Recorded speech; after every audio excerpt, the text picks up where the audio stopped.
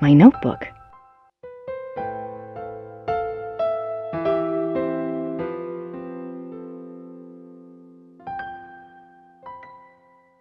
March 4th, 1864. To King Ludwig II, most gracious ruler of all Bavaria. I beg your forgiveness for my forthrightness in this letter, but I fear terribly for your Majesty's safety, and thus I have heard that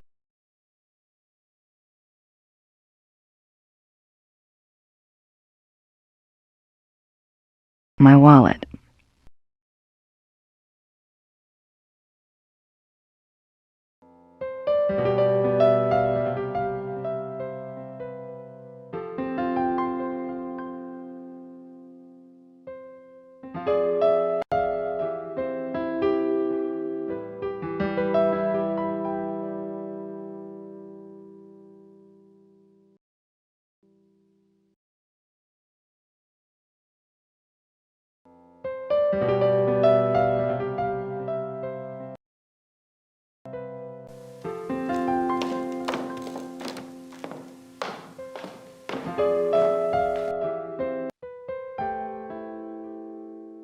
I wonder what Gerda's up to.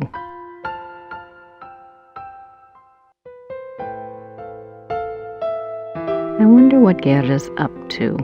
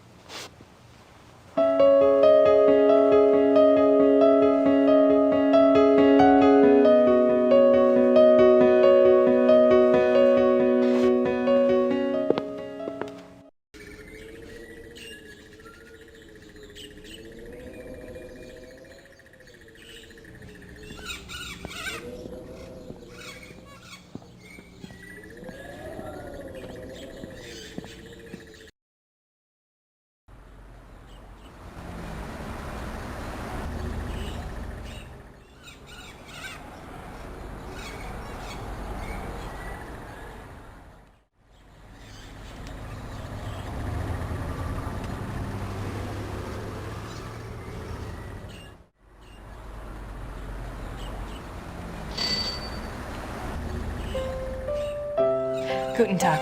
Grüß Gott, Frau Nakimura. Ich habe etwas für Sie.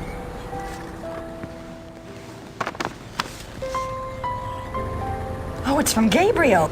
Ja, das ist vom Schattenjäger. Ja. No, I think you... Gabriel is a working partner and... Never mind. Danke. Bitte, brauchen Sie noch etwas?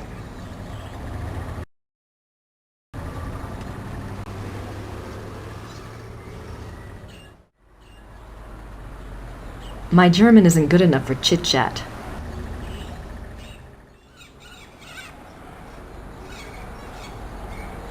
Danke. Bitte.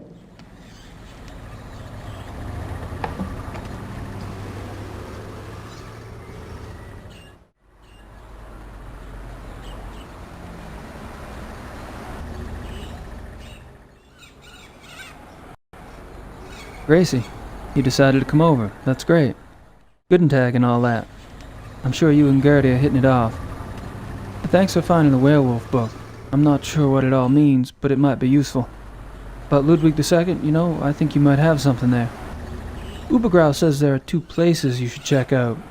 Ludwig had a castle called New Swan something, and there's a museum about him here in chemistry. Something like that. I really think you should spend some time looking into it. Don't worry. Things are going very smoothly this time around. I've tracked a suspect to a hunt club run by a man named Von Glauer. He seems okay, but I'm sure there's something going on with at least one of the others. Don't worry, though. I met a police detective named Lieber, so I have backup. I'll be finished soon. Sit tight and enjoy your visit till I get there. Gabriel. What does he think? I'm on vacation here? And no address. Thank you very much, Mr. Knight.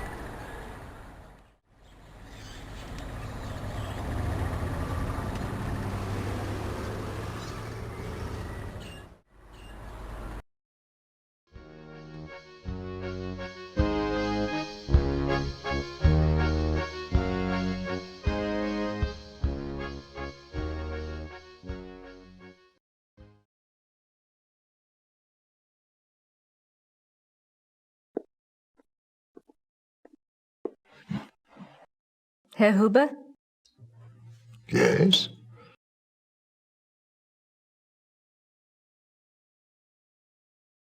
I was wondering if you've changed your mind about telling me where Gabriel is. It's really important. No. Sorry.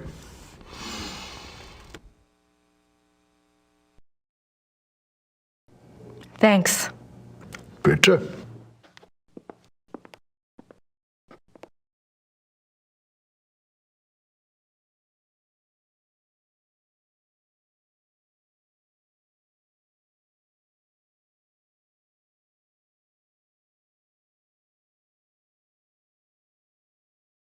Hello there, dear. Hi, I'm Grace Nakamura from the castle. Am I interrupting? Heavens, no. Have a seat, Miss Nakamura. Well, I might. For a moment. Isn't this nice? We just finished our breakfast. Do you want something? No, thanks. Good for you. I can never turn down food myself. Now you just tell us all about it, Sugar Pie.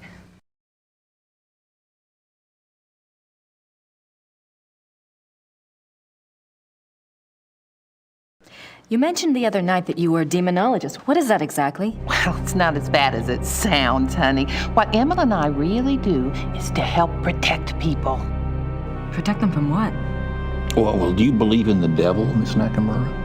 I believe in good and evil, if that helps.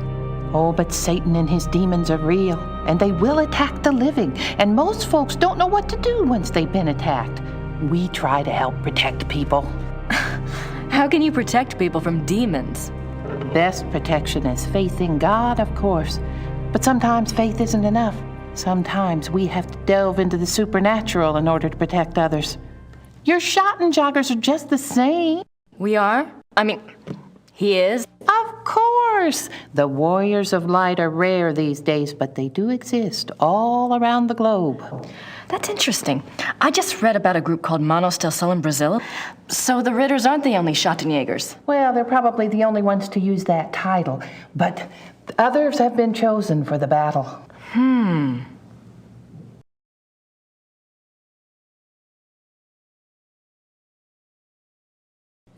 Do you know anything about King Ludwig II? Sure, we saw his castles, didn't we, Mother? We sure did. Why do you ask? Well, I found a letter in the Schottenjäger library warning Ludwig about the Black Wolf. Who wrote the letter?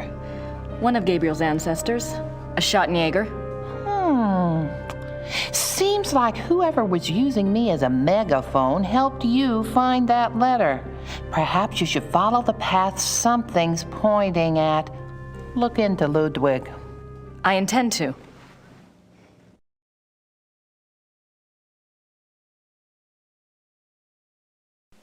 The other night you said something about the Black Wolf. What did you mean? Where did you hear that name?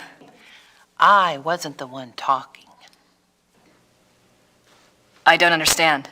Well, that's quite all right. The point is, it would be a very good idea to answer those questions, and we must work together to do so.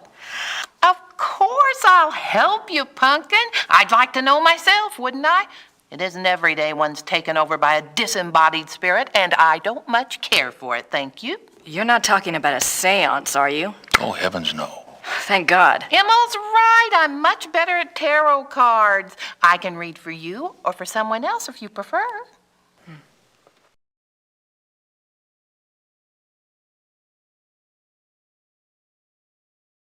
Are you sure you don't know anything about the Black Wolf? I never did, dear. I told you. Really, you mustn't confuse the vessel with the voice. All I remember was seeing a very bright flash like lightning. Next thing I knew, Emil had me outside.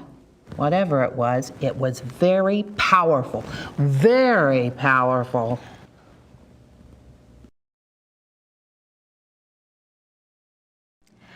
Well, I guess it wouldn't hurt to do my tarot reading.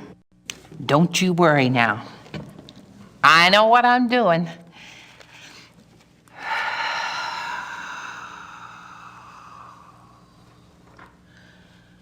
Push your vital energies into the cards.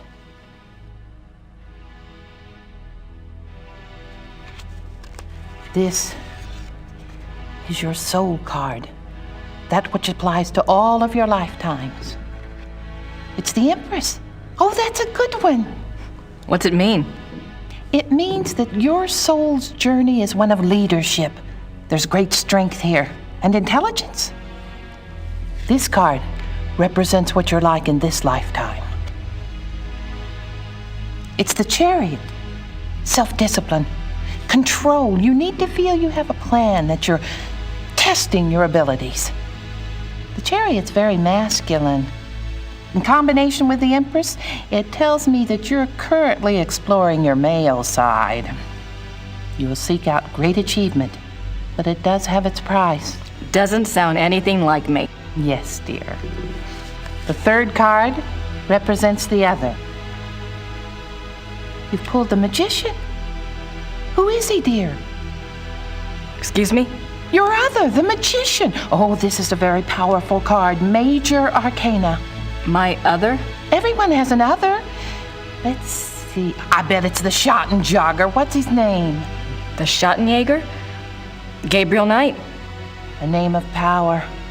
He is powerful, this one. The Magician is dexterous and cunning, mischievous and manipulate. That's Gabriel, all right. And very strong with magical and occult powers. Now this is interesting because your card, the Chariot, is all logic and reasoning, while his, the Magician, is spiritual and intuitive. You two are quite a pair. The fourth card shows what you're trying to achieve at this moment, your immediate destiny. It's the Strength or Lust card. Lust? Not that kind of lust, dear.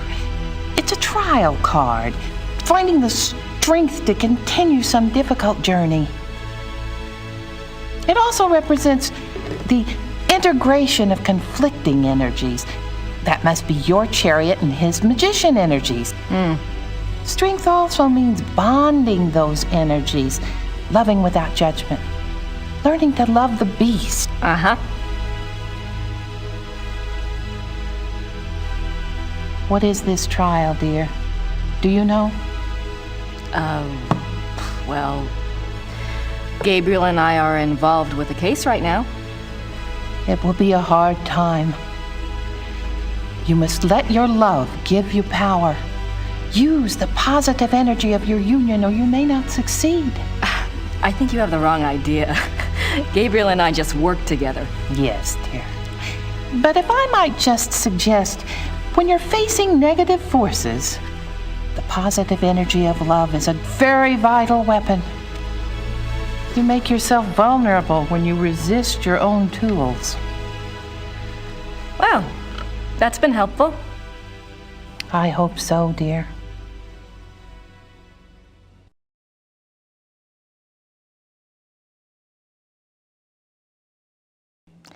Maybe we should do a reading for Gabriel.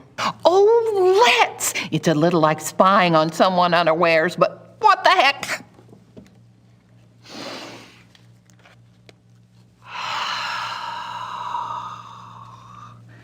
Reach out to the cards and to think about his essence. His soul card is the Magician. Yes, dear, it reflects your other exactly. Well, maybe, but I'd rather hold out for David Copperfield. And his lifetime card? Oh, goodness. The Lovers. You mean the sole purpose of his life is in his pants? Doesn't surprise me. It's not what you think, dear. It's a duality card. As a lifetime card, it refers to Gabriel's own duality. Good versus evil, physical pleasure versus spiritual growth, that kind of thing. His challenge is to integrate the conflicting parts of himself. Until he does, he'll never find peace. And you will find peace when you acknowledge all of him.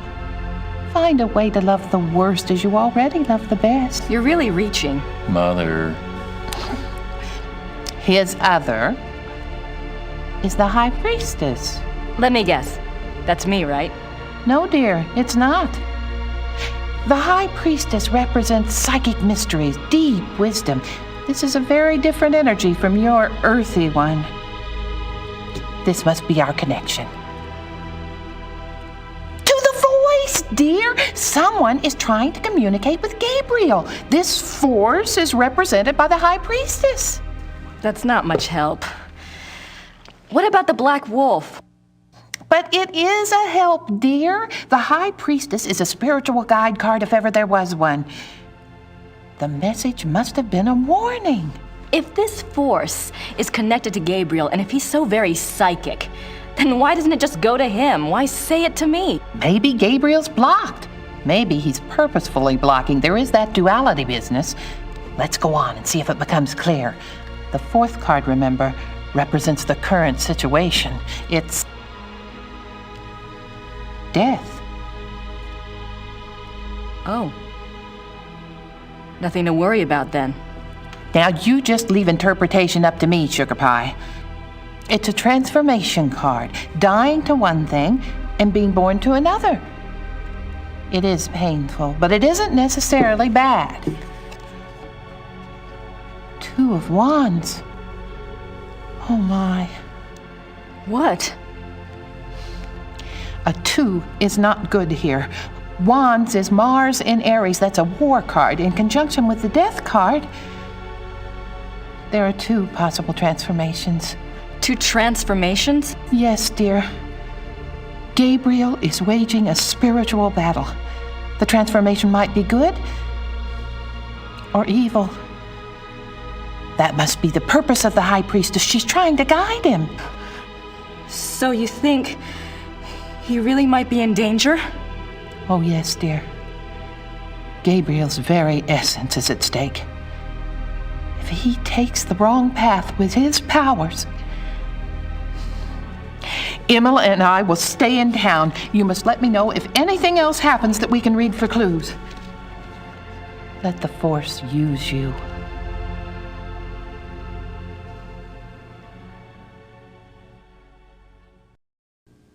I'd better go. Anytime you need us, stop by. And be careful now. Thanks.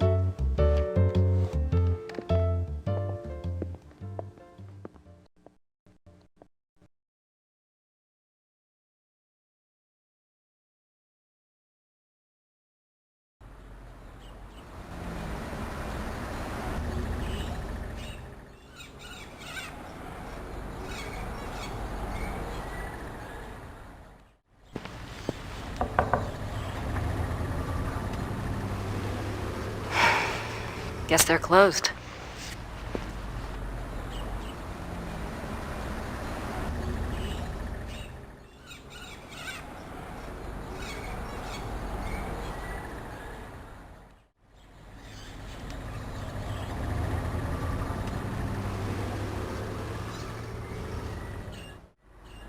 I wonder what kind of flowers. I wonder what kind of.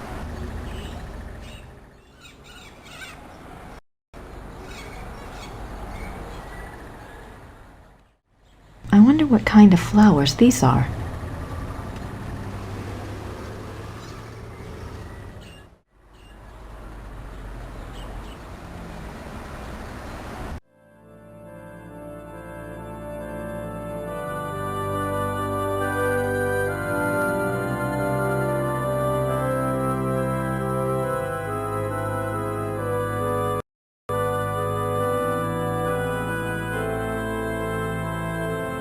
Gerda's here. I wonder what she's up to.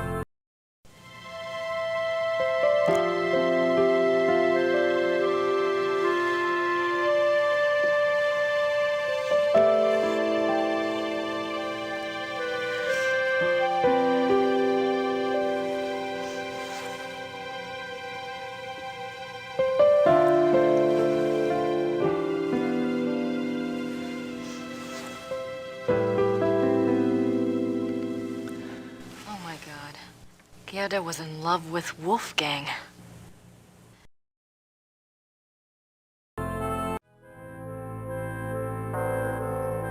Boy, do I feel stupid or what?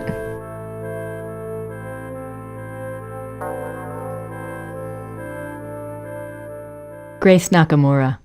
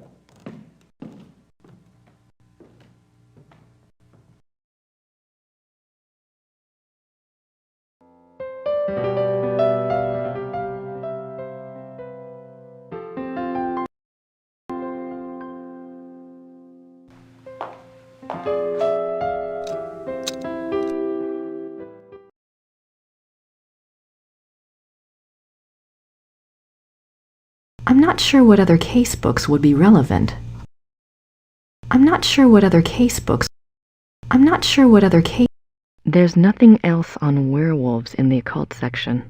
There's nothing else on werewolves in the There's nothing else on werewolves in the occult section.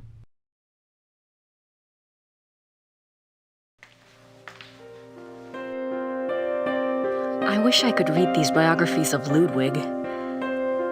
Wait a minute. Ludwig II, fairy tale king of Bavaria. I didn't see this before. Yep, English. Huh.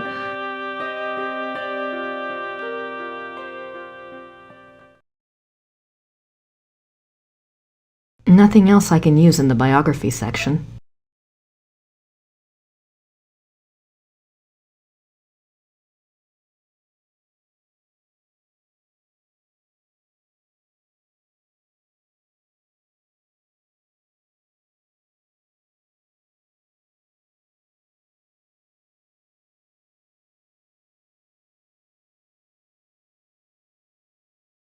Ludwig remained throughout his life both very bright and very naive. He was an introvert who seemed to be constantly out of sync with traditional views of rulership, money, and human relationships. The world ever failed to match his ideals. Perhaps this was a fault of his sheltered upbringing as future king. He never was introduced to the real world, and the real world failed to interest him as an adult. In his youth, Ludwig was in fine physical condition and loved to hike alone in the Alps and ride horses. He had a hunting lodge, Schahen, specifically for this purpose. Unfortunately, in 1872, a rather traumatic hunting accident befell the king at Schahen, and his leg was cruelly damaged. He never fully recovered from this incident, and his hiking and riding ceased. His physical health deteriorated from that time on, and explains why he looked so unhealthy in later years. Ludwig remained throughout his life. In his youth, Ludwig was in fine physical condition and loved to hike alone in the Alps and ride horses. He had a hunting lodge, Schahen, specifically for this purpose. Unfortunately, in 1872, a rather traumatic hunting accident befell the king at Schahen, and his leg was cruelly damaged. He never fully recovered from this incident, and his hiking and riding ceased. His physical health deteriorated from that time on, and explains why he looked so unhealthy in later years. A hunting accident?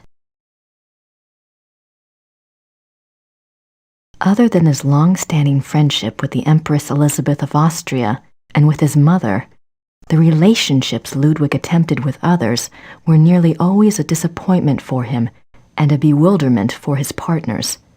He would become obsessed with someone, a singer, an artist, a nobleman or a peasant, and would bombard them with gifts, praise, and favors. When they would fail to return the depths of rapturous passion he required, the singular adoration and humble obedience he expected, he would grow disappointed and cut himself off from them.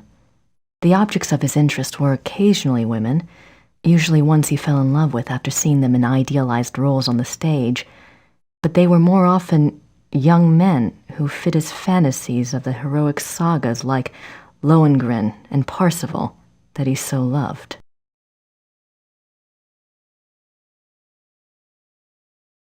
A good example of the king's obsessive behavior in relationships is the following letter from the Königlich Bayerische archives, which this author was privileged to access.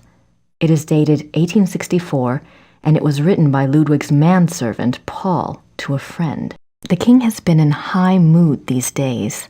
The reason, of course, is a new interest. Thursday last, the king attended a performance of Lohengrin in the Wittelsbacher Theater. He came back in a fever, demanding that a man be found. The man, it was gathered, had been sitting in a box across from Ludwig and had drawn the king's attention by his beauty and his deep emotional response to the performance. The king declared that here at last is a sensitive soul. The man was tracked down and brought in for an audience. Upon my word, never have I seen any mind so in line with His Majesty's own. They discussed Wagner and France and Byron and all manner of things until long past dawn. The young man, beautiful indeed to look upon, met the king's enthusiasm and knowledge bit for bit. His Majesty has been in the thick of it ever since, and while I welcome his good temper, I grow tired of fetching letters back and forth to Louis, so called by his Majesty, that should tell you who the young man looks like, at all hours of the night. This author has not been able to learn much about Louis, but he was known to have been a seemingly high-bred foreigner, and he was involved with Ludwig as late as 1880, when he fell into disfavor.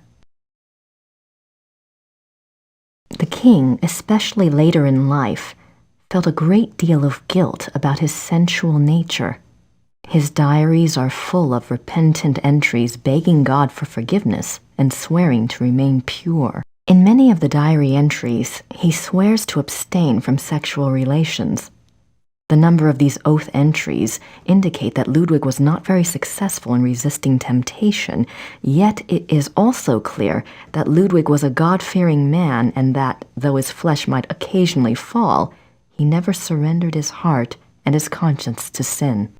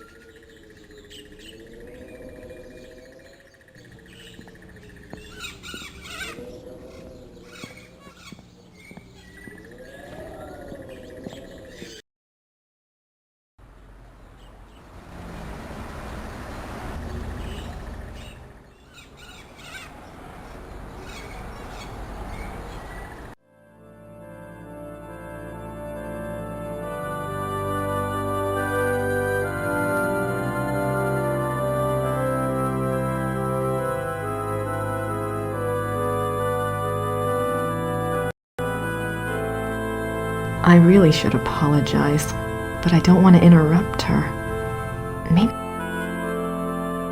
I really should apologize, but I don't want to interrupt her. Maybe there's something else I can do.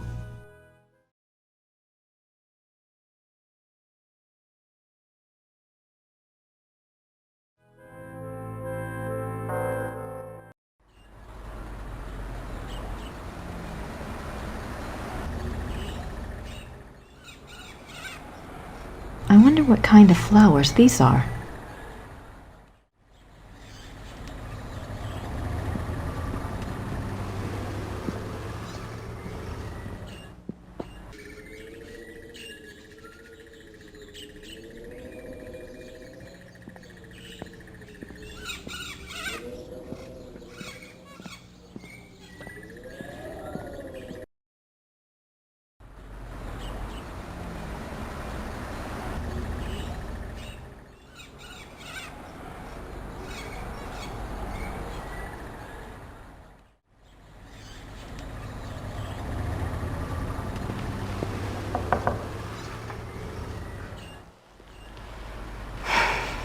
Guess they're closed.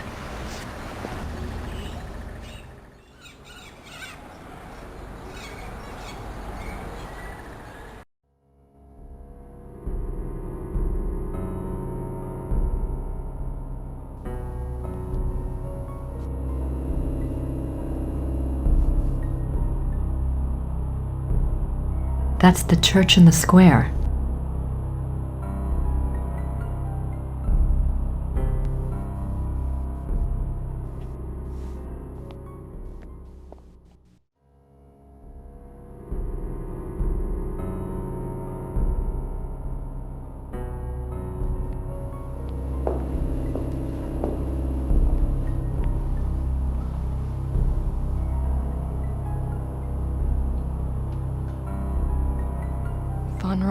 slept here.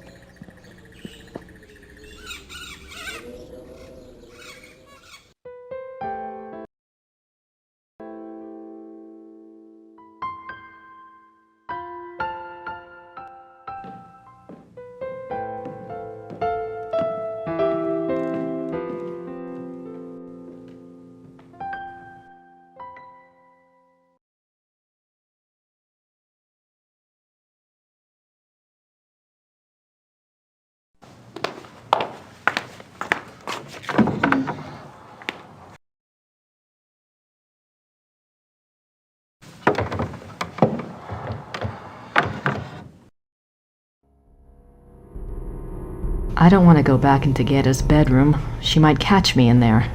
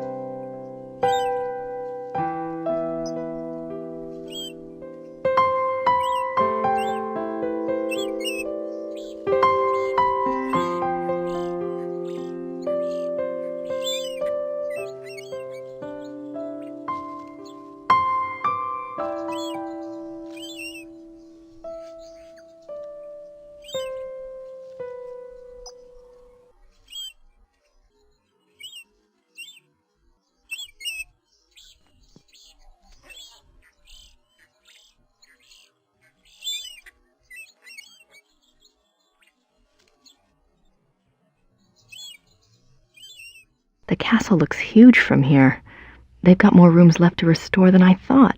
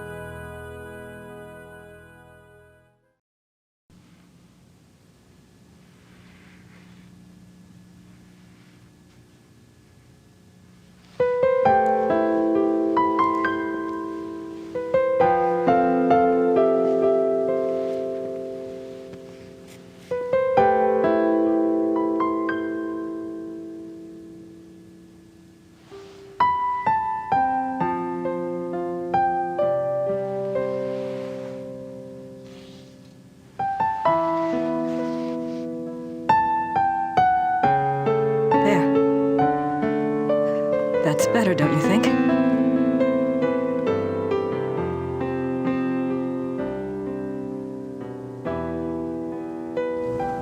I'm so sorry. I was an idiot. Gabriel and I, we never... I know. It's my fault. It's Gabriel's fault. He never tells me anything. I don't know why he didn't want me on this case.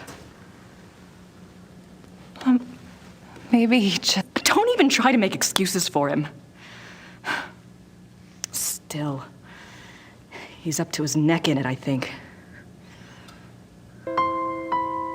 Will you help me out with something? Of course. I have to do some research on Ludwig. I want to go see some of his castles. Take Gabriel's car. There's a map of southern Bavaria in the car. Ludwig's castles are all marked. Thanks. Good luck.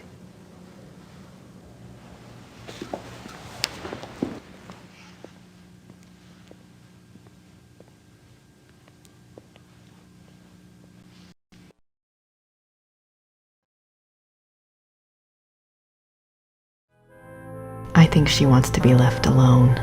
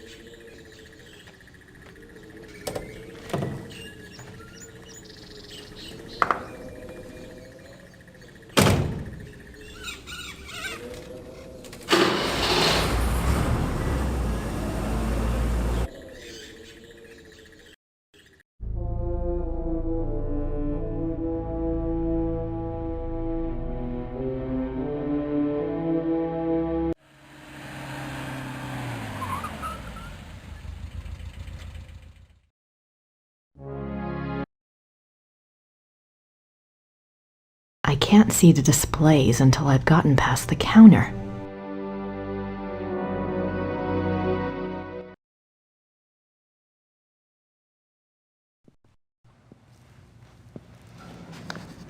Guten Tag. Guten Tag.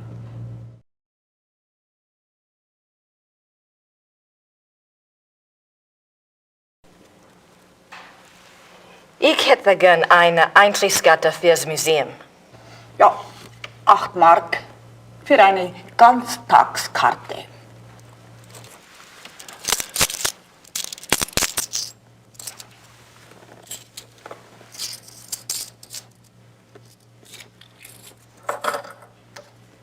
So, Danke. bitte.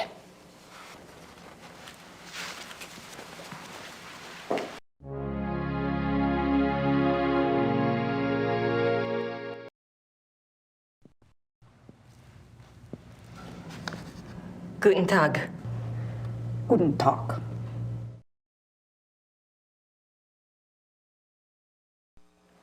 Ist das die Ludwig Museum? Ja, ja. Ludwig der Zweite von Bayern.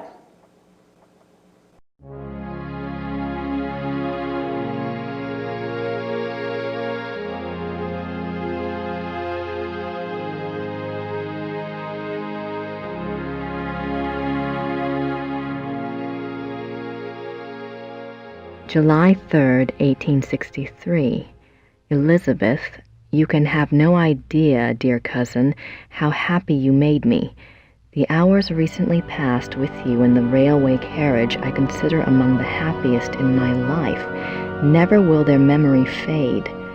You gave me permission to visit you at Ischl.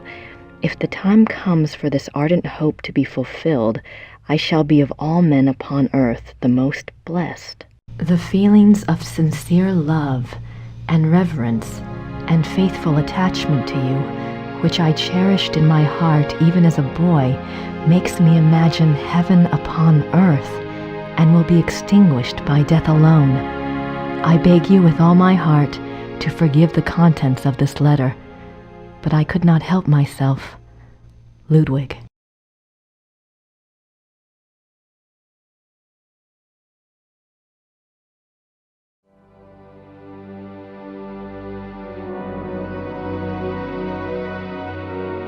Elizabeth frequently gave Ludwig advice on royal conduct, hoping to protect him from unfavorable public opinion. March 1st, 1865. My dearest Eagle, you have not written me in a few months.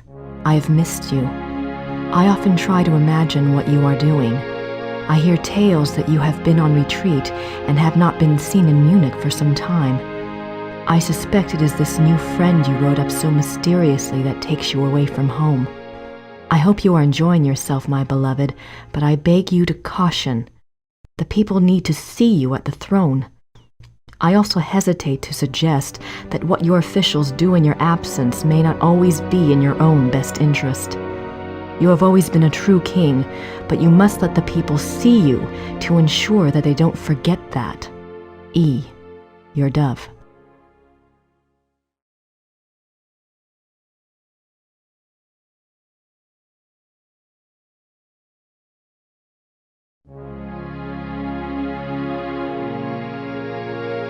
Ludwig's friends were concerned for his mental state long before his arrest. June 14th, 1878. My beloved Eagle, in your last letter you spoke so movingly of your torment that I was moved to tears. What is this torment? Why won't you confess to me what is truly troubling you? You must know that I would never despise you, no matter how horrible you believe your sins to be. Please do not write such barbs to my heart by even suggesting such things. If you do not wish to confess to me, at least tell me how I can aid you. I am always your true one, your dove.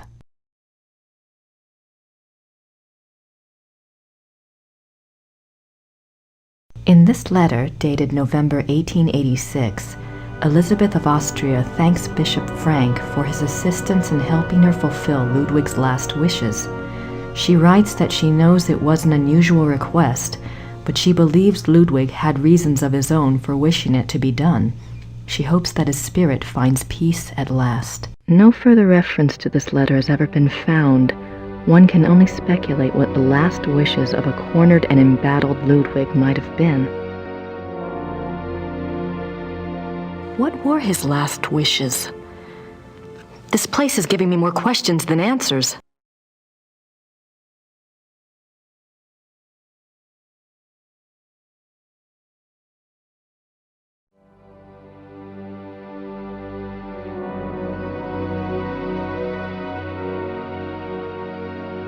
Ludwig is Prince Charming. He played the part well.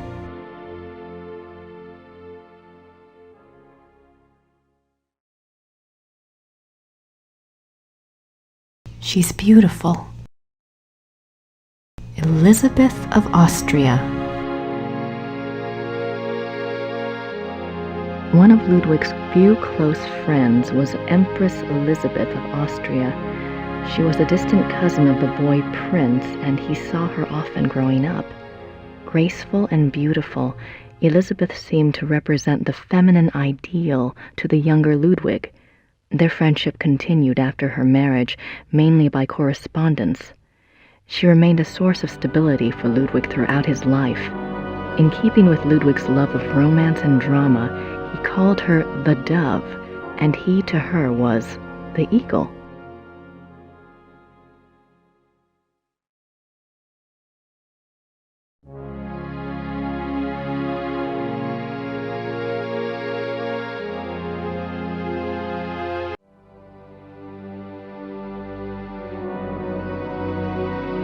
June 7th, 1886. A group of men arrive at Neuschwanstein Castle demanding to take the king in custody.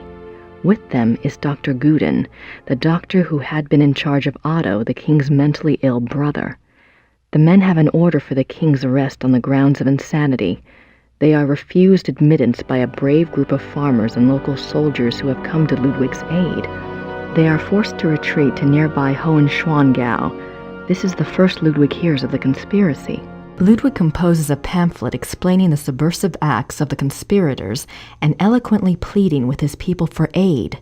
The pamphlet is smuggled out of Neuschwanstein and printed, but the pamphlets are seized before they can be distributed. June 7th, Ludwig composes a June 12, 1886. Ludwig knows the conspirators will return. He despairs. He asks his servant for the keys to the tower. The servant, fearing the king intends suicide, says the key is lost. Unbeknownst to Ludwig, the conspirators arrive at the castle. This time, there is no one to stop them. Ludwig is lured from his bedroom to the entry hall of Neuschwanstein on pretense. There, he is taken into custody. Ludwig is taken by carriage from Neuschwanstein to Berg, where his brother Otto had long been imprisoned. This is a great blow to the king's state of mind. While on the way, the group stops at Seeshaupt to change horses. Ludwig asks to see the postmistress, Frau Vogel. She brings him a glass of water and he says something to her. She never reveals these last words to anyone. June 13th, 1886. At Berg, Ludwig seems cooperative and coherent. Dr. Guden writes to the government that he has Ludwig well under control. The two men go out for a walk, and Dr. Guden is so confident he dismisses the guards. When Ludwig and the doctor do not return after several hours, a search is undertaken. The bodies of the two men are found in the lake, drowned. Circumstances unknown. June 18th, 1886. Ludwig's funeral procession marches through the streets of Munich, followed by enormous crowds of mourners. The service is held at a packed St. Michael's church. Lightning strikes the church during the service, but no one is harmed. Ludwig's body is entombed in the Wittelsbach crypt at St. Michael's. His heart is placed in an urn in the pilgrimage chapel at Altötting in the Wittelsbach tradition. The urn is shown to the right. His heart is in an urn. How bizarre. June 18th. Ludwig's body.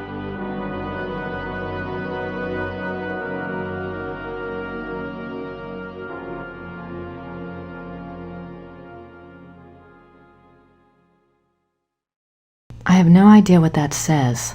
Looks old, though.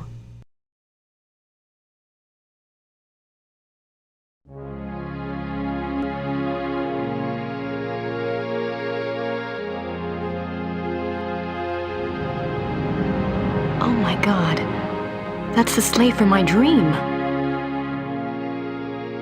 Maybe Mrs. Smith will know what my dream meant. I have to ask someone. This thing is getting too weird. Maybe Mrs. The midnight sleigh rides. Ludwig went on long sleigh rides in the middle of the night, particularly in his later years. It is said that he suffered from insomnia, headaches, and toothaches, and the rides soothed his restlessness. The sight of the king's grand sleigh speeding through the countryside of the Alps often startled the peasants and became a superstitious omen of ill fortune. I can see why. But what was he doing out there at night?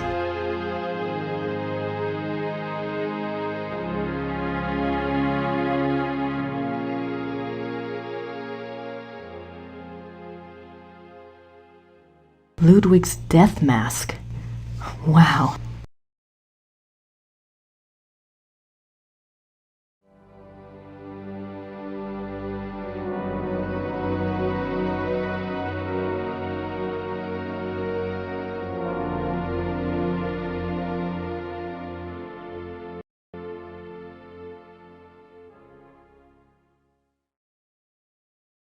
I don't have anything to say to her at the moment.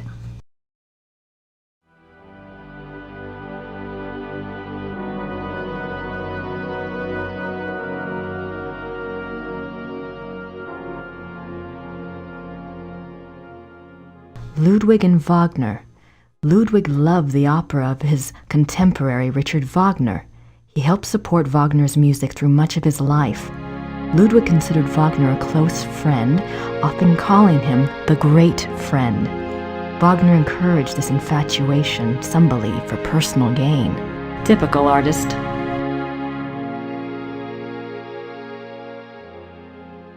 He looks so regal. Why would he give up all of this pageantry and become a recluse? Ludwig is Grand Master of the Knights of St. George. The Knights of St. George was an aristocratic society dedicated to the acts of chivalry. Ludwig loved the medieval pageantry of the order in his early years, before his increasing reclusiveness drove him to abandon public appearances.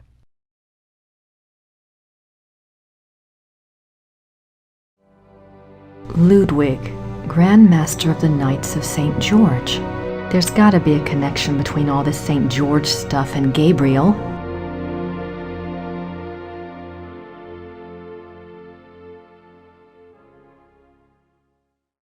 Signets and sash pins from the Order of the Knights of St. George. These were worn on Ludwig's uniform, as befitted his rank of Grand Master. They are now the property of the Bavarian Crown Treasury.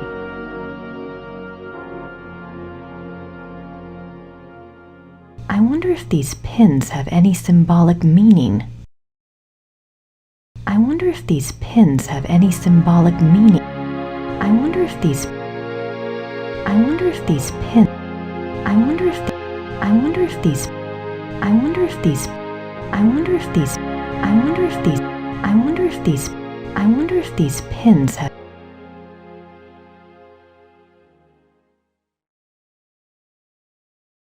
Looks like it weighs a ton. Ludwig's Grand Master wardrobe from the Knights of St. George.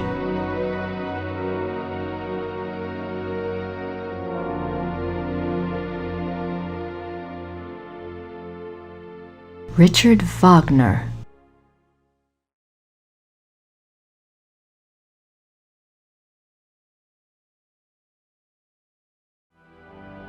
Ludwig's diary.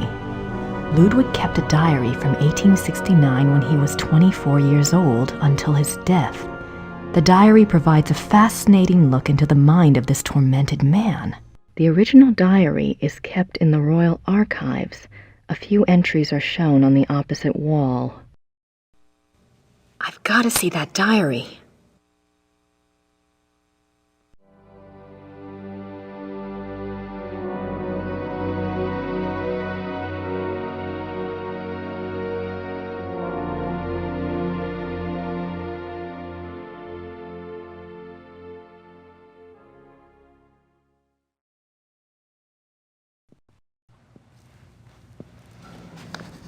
Guten Tag. Guten Tag.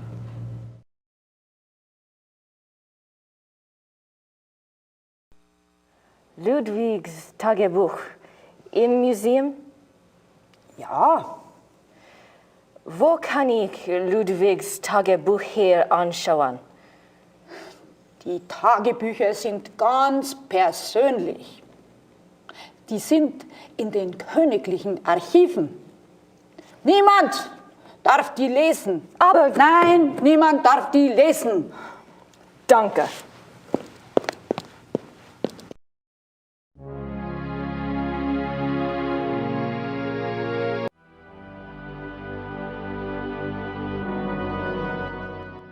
I don't have anything to say to her at the moment.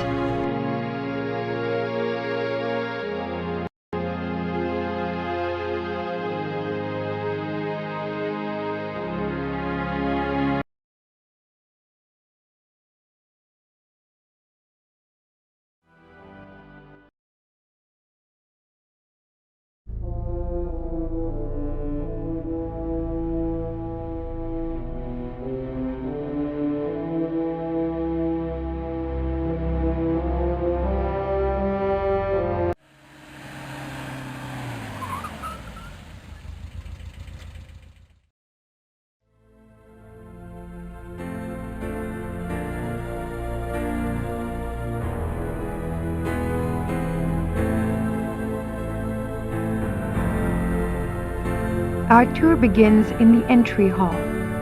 Ludwig II lived from 1845 to 1886. He assumed the Bavarian throne at the age of 18 when his father died. Ludwig's passion was building castles.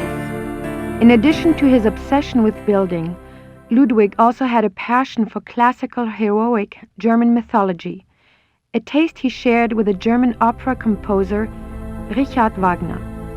Neuschwanstein is decorated throughout with themes from these stories, most of which directly relate to Wagner's operas.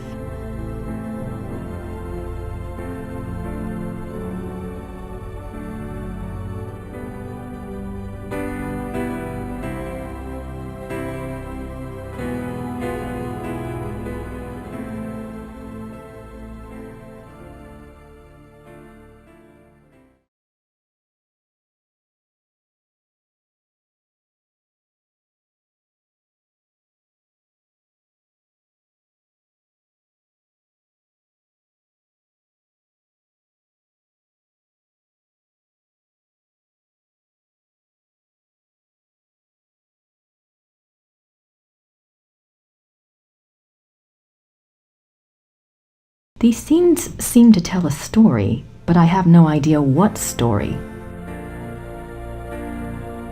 These scenes...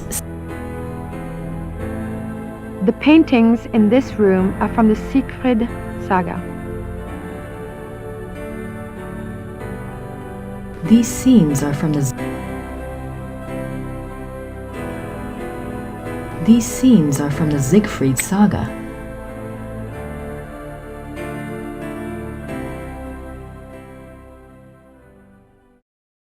The paintings in this room are from the Siegfried Saga. These scenes...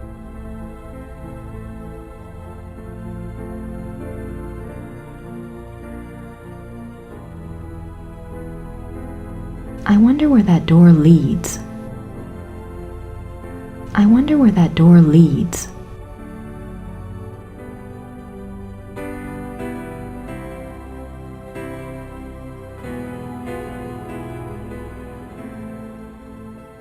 The closed door leads to the tower, which is not part of the tour.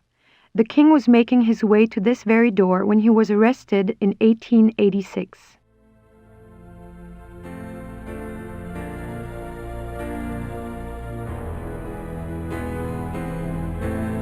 You are now standing in the king's bedroom.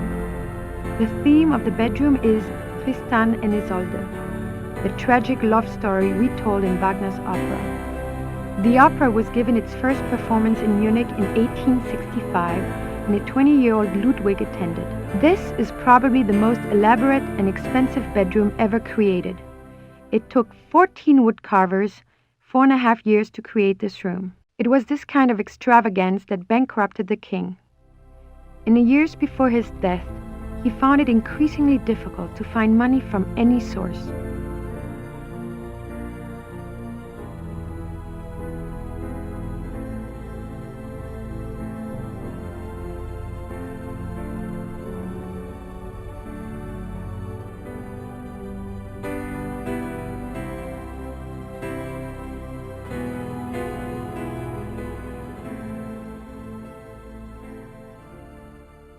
The richly carved bed, with its canopy, resembles a Gothic building and its turrets.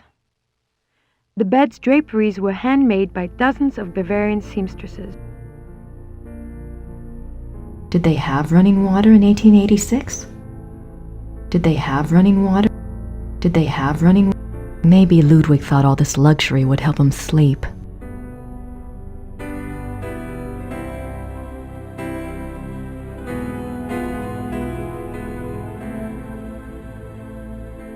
I don't think the guards want to be bothered while on duty.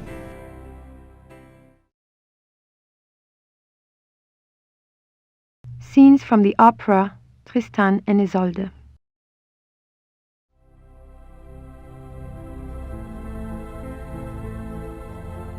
Scenes from the opera Tristan and Isolde.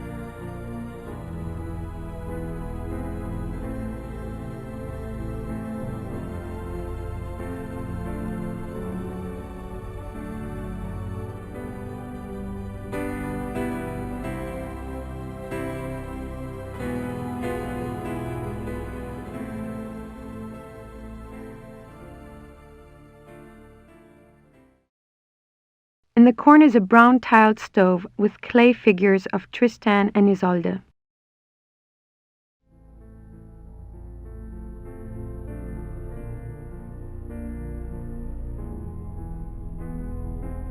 You are now standing in the king's bedroom. The theme of the bedroom is Tristan and Isolde. This is probably the most elaborate. It was this kind of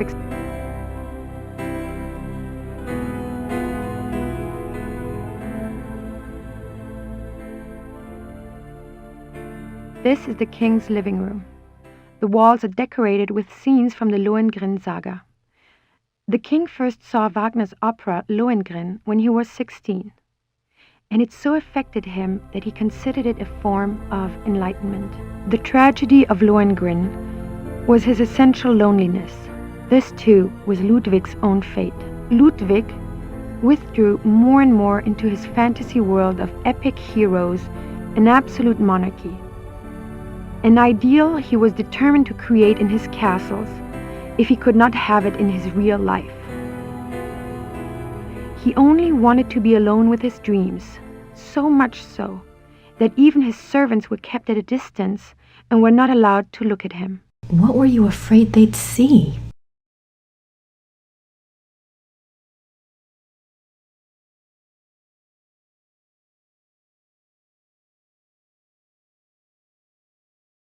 These linens look seriously expensive and seriously old.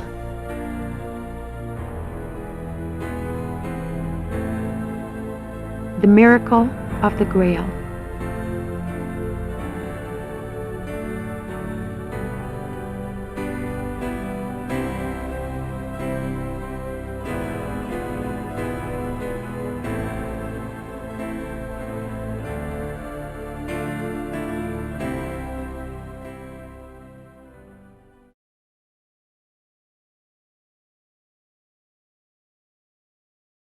The swan motif is featured throughout the castle, but it is particularly prominent in this room. Both the swan and the lily were symbols Ludwig associated with himself. They represented his ideals of majesty and purity. The painting behind the swan shows Lohengrin's arrival. More swans.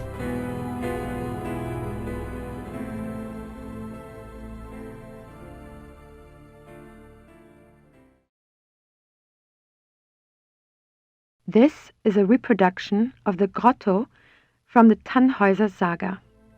In such places, Ludwig could pretend he was one of his beloved mythic heroes.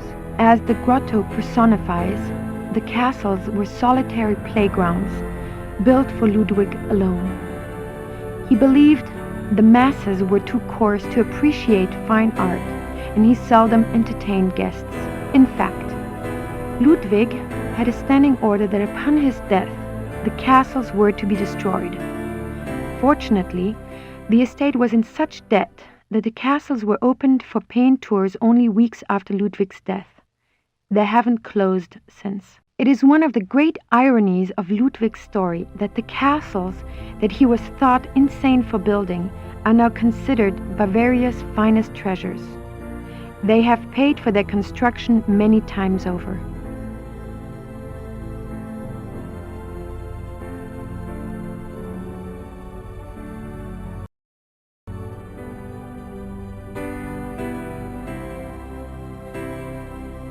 I can almost picture Ludwig in here. I wonder what he really dreamt about in this room.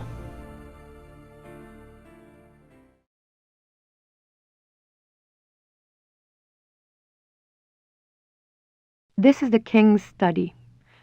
Ludwig spent much time at his desk writing letters, drawing up plans for his projects, and studying his favorite authors. He loved poetry, history, and the classics. In later years, he also studied the occult.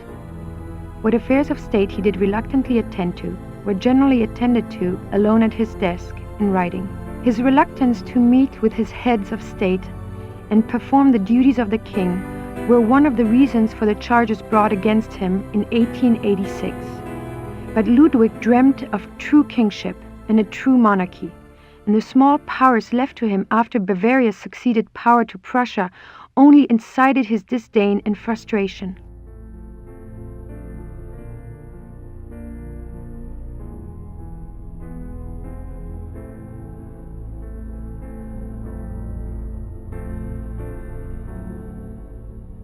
The study paintings depict scenes from the Tannhäuser Saga and the Wartburg Castle.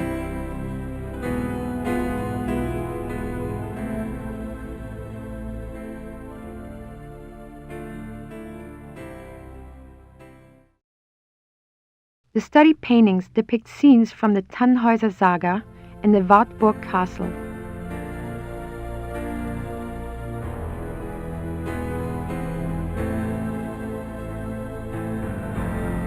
The study paintings depict scenes from the Tannhäuser Saga and the Wartburg Castle.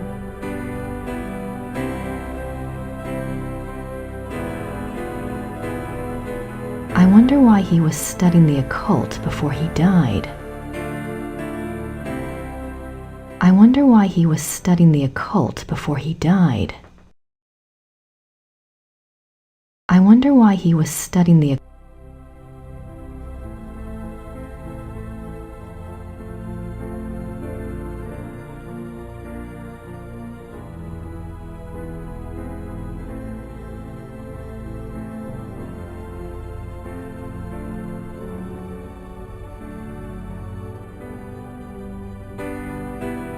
I doubt there's anything left in there now. Besides, the guard would kill me if I touched it.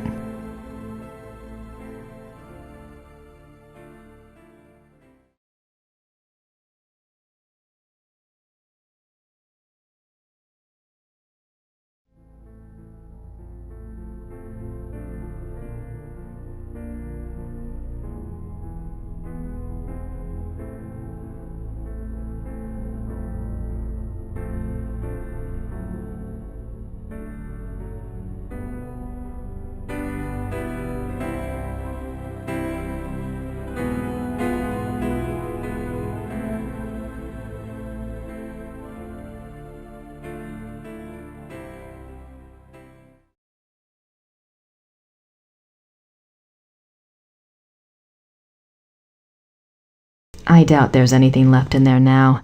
Besides, the guard would kill me if I touched it.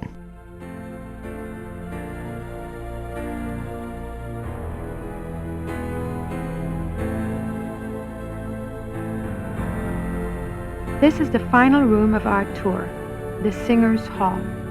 It was modeled after the Singers' Hall of the Wartburg Castle, where minstrel competitions were held in the 13th century. The hall was built for small private concerts, but Ludwig himself never gave one here.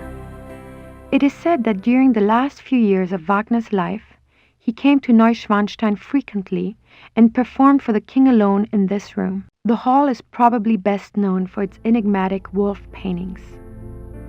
The original paintings were from the Parsifal saga, but in 1882, Ludwig had them replaced, supplying the description and titles of the new paintings himself. While all the other rooms in the castle show scenes from Wagner's operas, the scenes in this room are not from any opera that anyone can identify. It is yet another of the many mysteries associated with the life of the fairy tale king.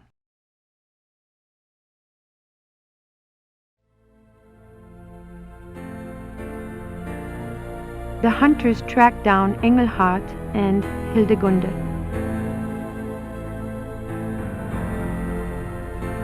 Engelhard courts Hildegunde.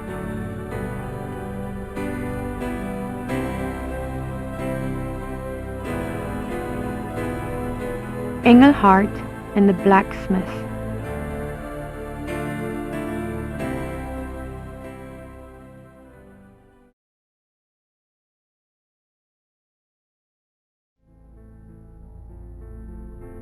There must be a story behind these wolf paintings, but what story?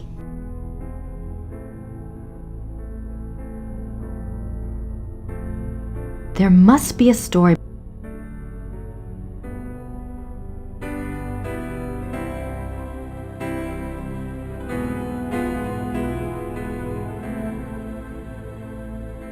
I don't think the guards want to be bothered while on duty.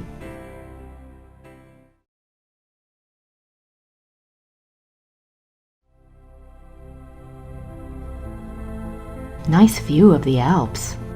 Ludwig's childhood castle, Hohenschwangau, is visible from the lookout in the Singers' Hall. Nice view of the Alps.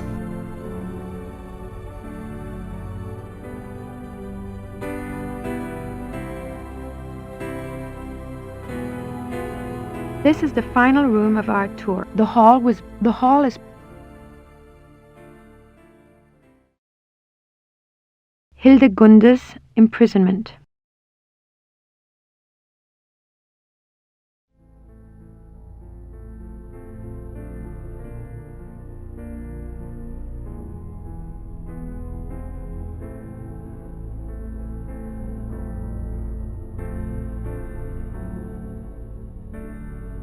The wedding feast of Hildegunde and the Baron.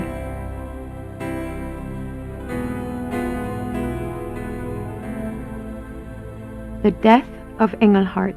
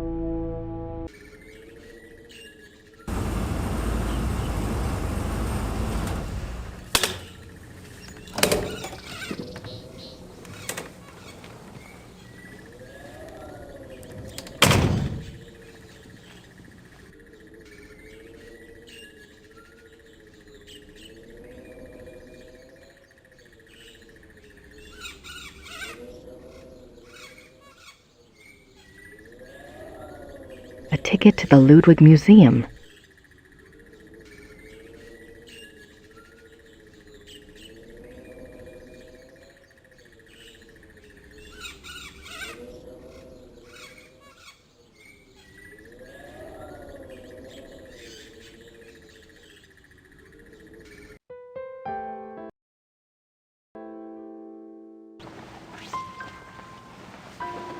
Hi, did you have a good time?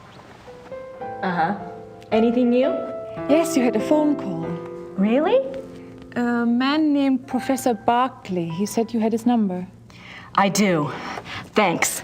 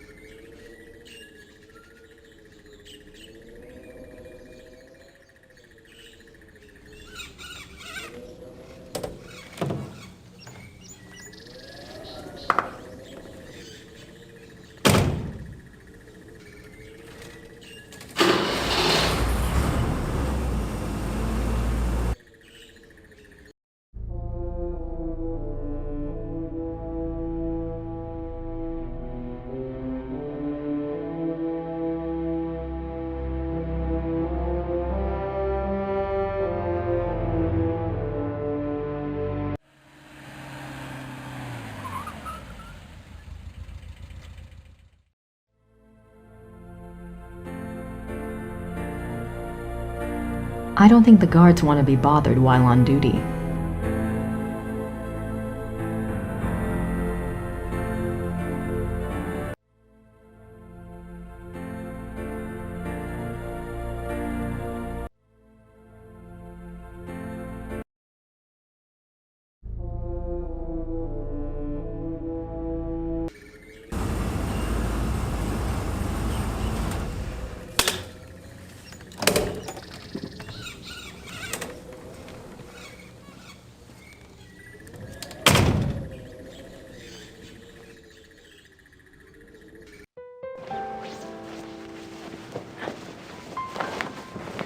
Hi, Gerda. I'm back. Good.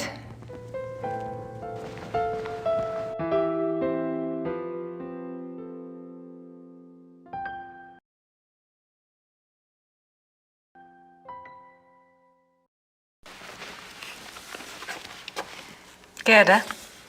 Yes?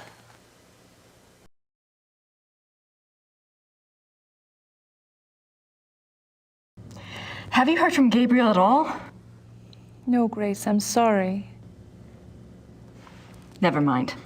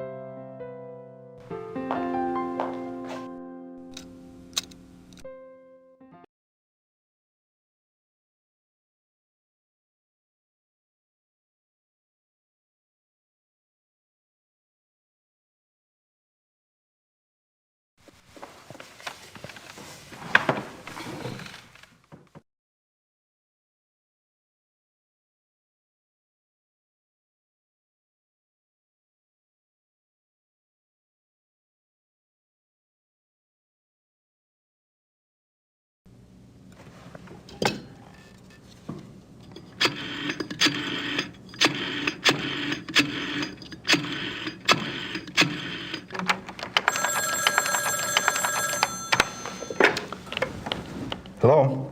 Hi, Professor Barkley. It's Grace. Oh, good. I have a name for you.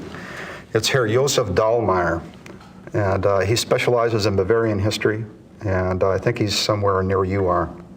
Herr Josef Dahlmeier. Great, got a number? Yeah, I do. It's 4982-555-2234. Thanks a lot. Sorry about the bother. That's no bother. When are you coming back to school, Gracie? When I figure it out, I'll let you know. Well, be good.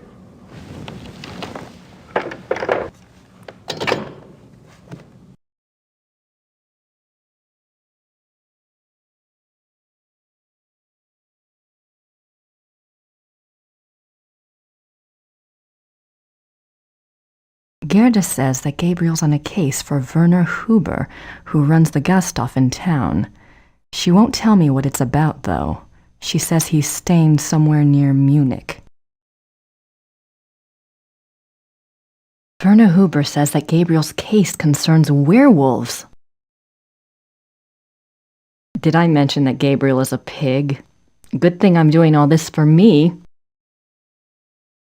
Gabriel claims he's doing just fine on the case. He's investigating a suspect at the Hunt Club. He didn't send an address. Fine. I have my own eggs to fry.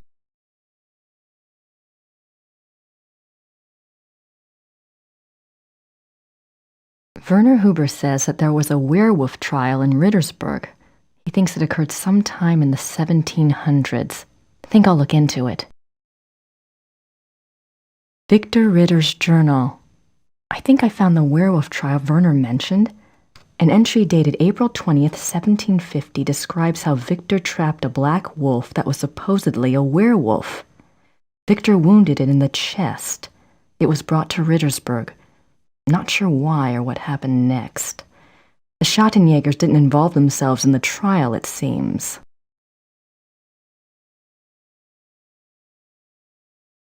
I found a letter in the werewolf lore book. It was dated 1864 and was written by a Schattenjäger, Christian Ritter, to King Ludwig II of Bavaria. It warned him about someone called the Black Wolf. Not sure if it's related to werewolves or not, but the letter was in the werewolf book. Find out more about this subject if possible.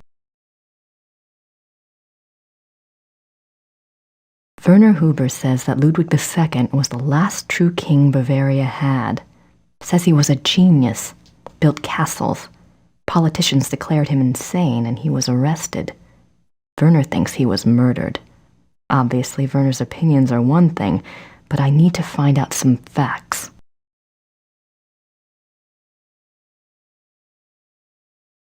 Mrs. Smith thinks that Christian Ritter's letter to Ludwig about the Black Wolf and her own warning about the Black Wolf so soon thereafter are pointing the way to Ludwig. She says I should look into him. While I may not totally buy her logic, I can't help but agree with her. Last night, a man and woman from Pennsylvania showed up at the castle to meet the Schattenjäger. The woman, Mrs. Smith, seemed to go into a trance and warned me about the Black Wolf. 3 black wolves? That's a little hard to believe. I'll keep this under the Black Wolf section until I learn more about it. Neuschwanstein. The entire castle is decorated on themes from classical heroic German dramas, a taste Ludwig shared with composer Richard Wagner. In fact, most of the stories illustrated at Neuschwanstein are ones Wagner wrote operas about. Herren Chiemsee. Ludwig supported Wagner financially, called him the Great Friend.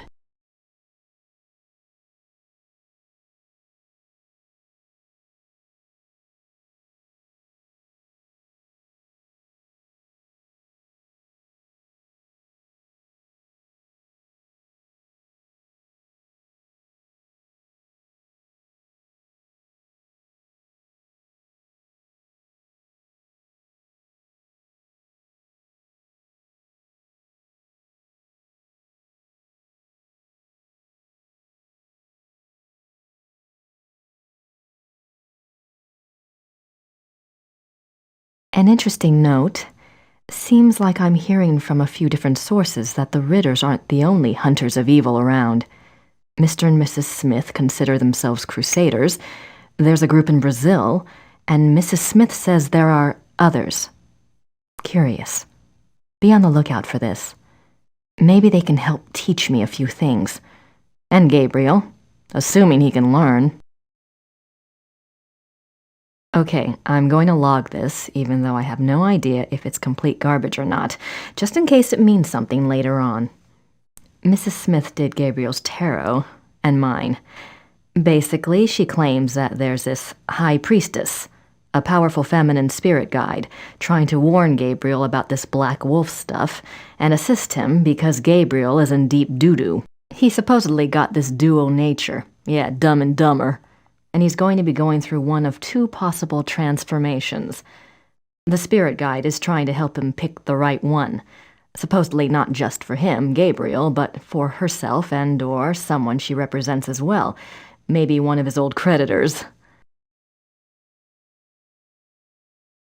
Also, I'm supposed to help by using my positive feeling energy for Gabriel. Unfortunately, I don't have any, so my pissed-off feeling energy will have to do. All this involves a difficult trial, etc. Bottom line, if there is some sort of spiritual guidance for this case out there, I'm more than willing to talk to it. Other than that, I hope Mrs. Smith is wrong about how bleak this all looks. She certainly is wrong about some things, because what she's talking about doesn't sound like a heck of a lot of fun.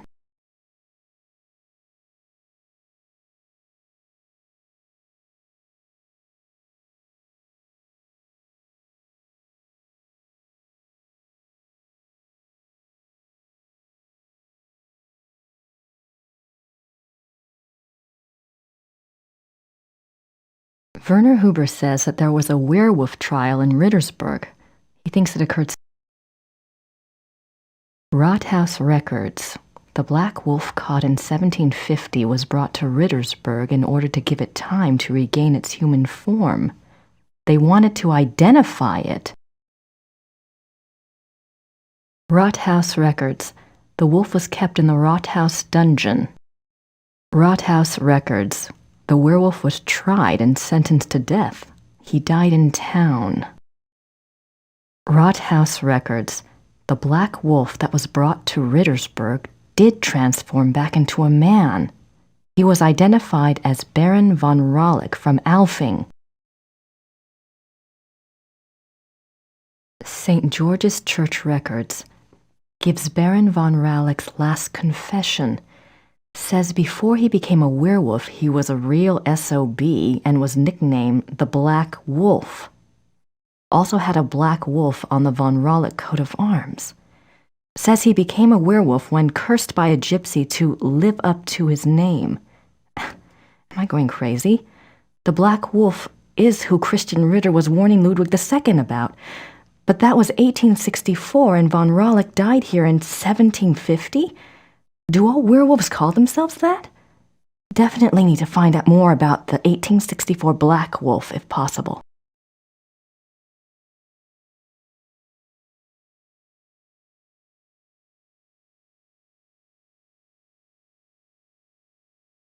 St. George's Church records.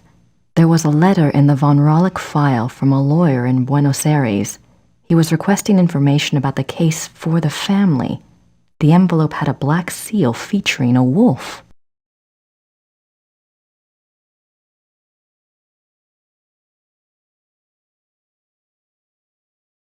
Christian Ritter's journal confirms that he was after a werewolf and had connected him, with someone called the Black Wolf. Doesn't look like he ever got him, though, because the entries end there, and his date of death is given as 4 March 1864, same date as the letter. If he died for the letter, it was in vain. The original's still sitting here. I'm pretty sure Ludwig never saw it. Guess that old Ritter curse was doing its thing.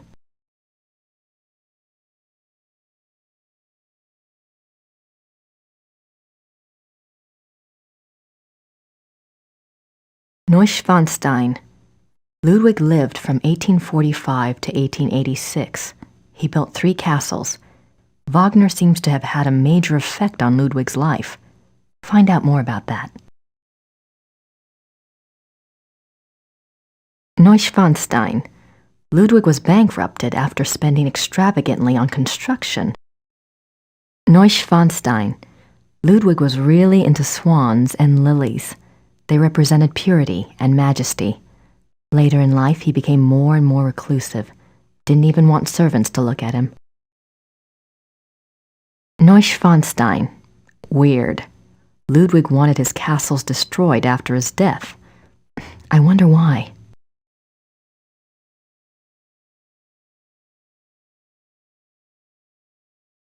Neuschwanstein. Ludwig studied the occult. Also, he withdrew from his state duties, wanted to be a real king, but didn't have much power under Prussia. I should find out more about Bavaria's relationship with Prussia.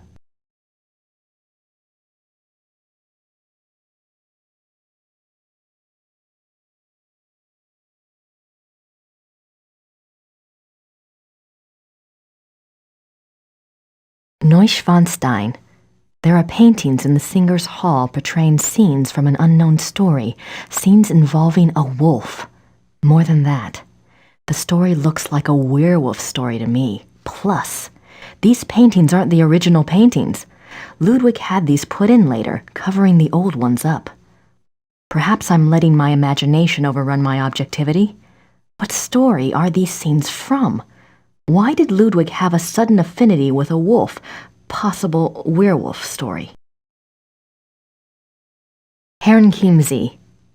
Ludwig had a good friend, Empress Elizabeth of Austria. Her letters mention a new friend of Ludwig's, 1865, and in 1878, Ludwig being tormented in some way which he won't tell her about. Herrenchiemsee. Ludwig kept a diary. It might explain his torment. I need to get a hold of this, if at all possible. It ought to provide better clues than I found anywhere else. I forgot. Last night I dreamt Ludwig rescued me from a pack of wolves in a sleigh. It was in the woods at night, and the sleigh he was in looks just like his real sleigh, which I saw in the museum.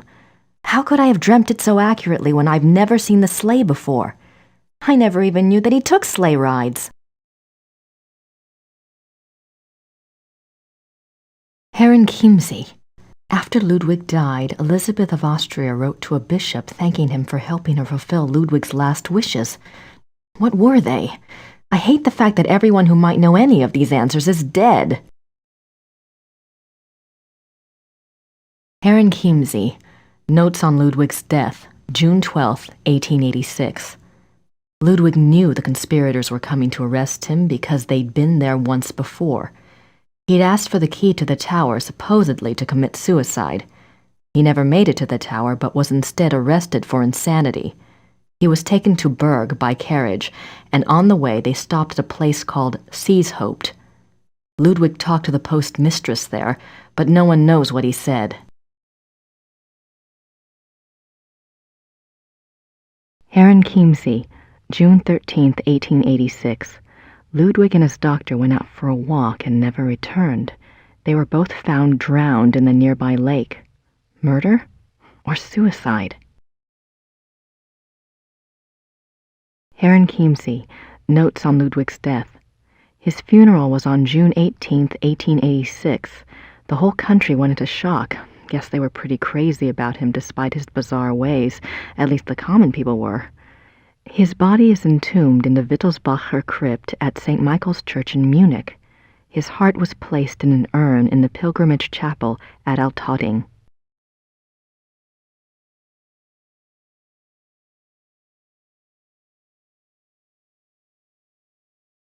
Mrs. Smith claims to not know anything about the Black Wolf. She says she was channeling the message from someone else. She says she doesn't know who, but that the force was very powerful. She wants to help get to the bottom of it.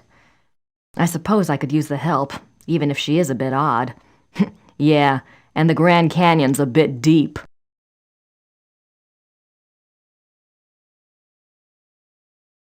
Neuschwanstein. The entire castle is decorated on themes from classical heroic German dramas, a taste Ludwig shared with composer Richard Wagner. In fact, most of the stories illustrated at Neuschwanstein are ones Wagner wrote operas about. Herren Chiemsee. Ludwig supported Wagner financially, called him the great friend.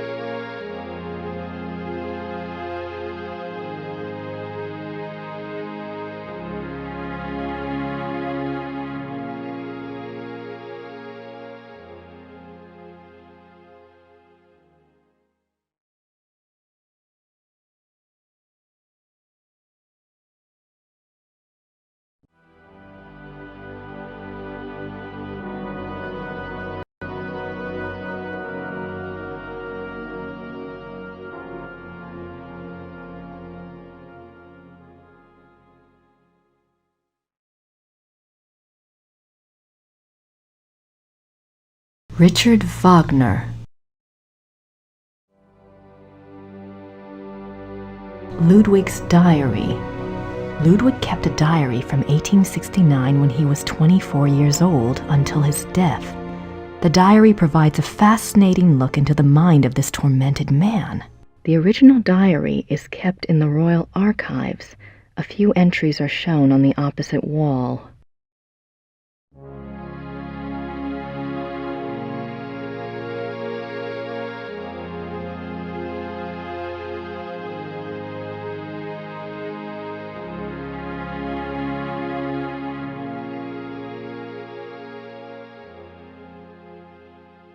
Ludwig and Wagner. Ludwig loved the opera of his contemporary Richard Wagner. He helped support Wagner's music through much of his life. Ludwig considered Wagner a close friend, often calling him the great friend. Wagner encouraged this infatuation, some believe, for personal gain.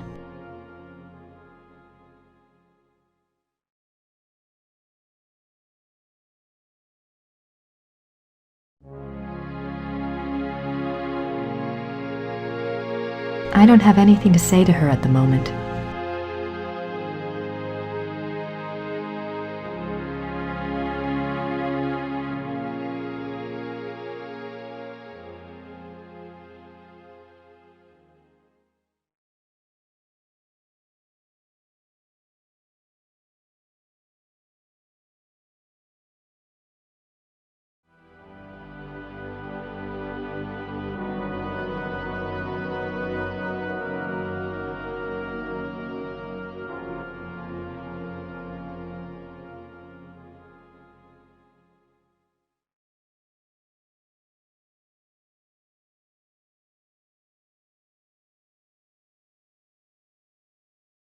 I don't have anything to say.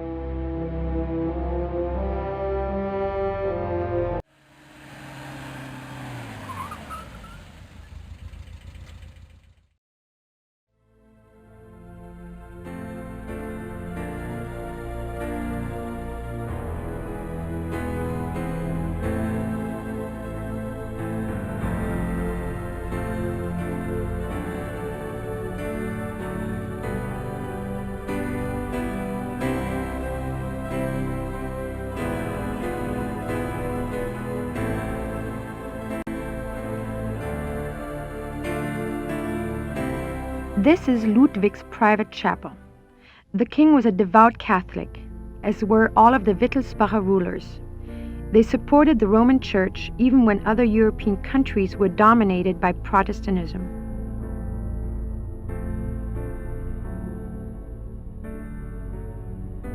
It's a beautiful crucifix, ivory and gold. It's a beautiful crucifix, ivory and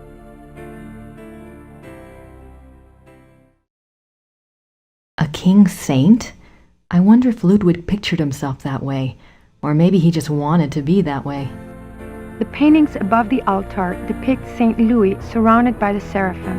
An interesting side note. For a period of about a year, the Louis images in all three castles were ordered to be covered up with black cloth on the unfathomable whim of the king.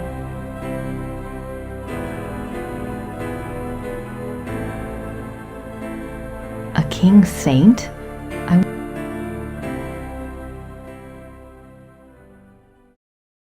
The Black Madonna of Altadine.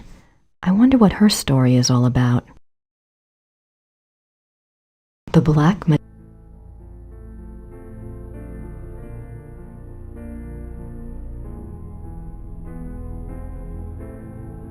The stained glass window depicts St. Louis receiving the last sacraments.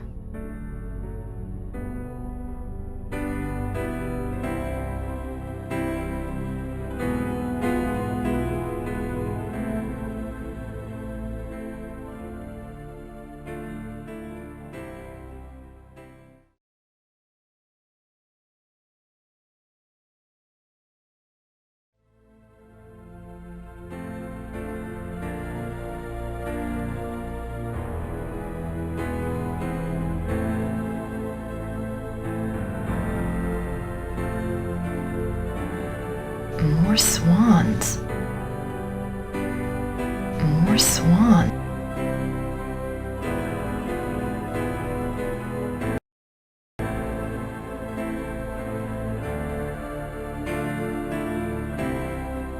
I can almost picture Ludwig in here.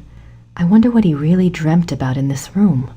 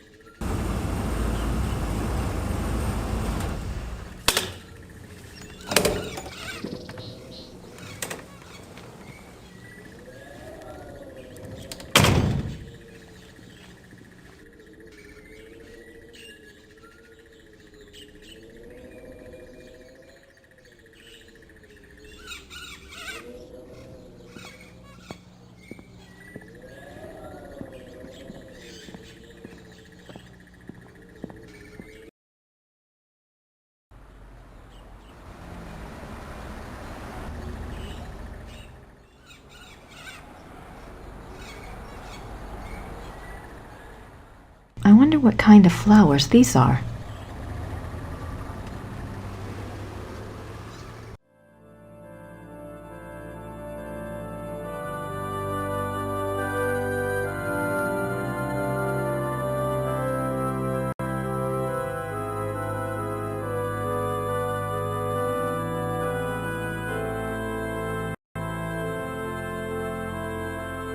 Those look better.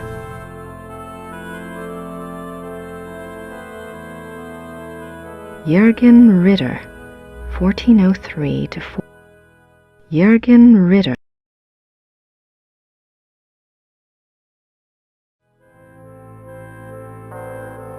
Those look better. Wolfgang Ritter, 10 May 1923 to 25 June 1993. Gerda must have really loved Wolfgang. Gerda must have really...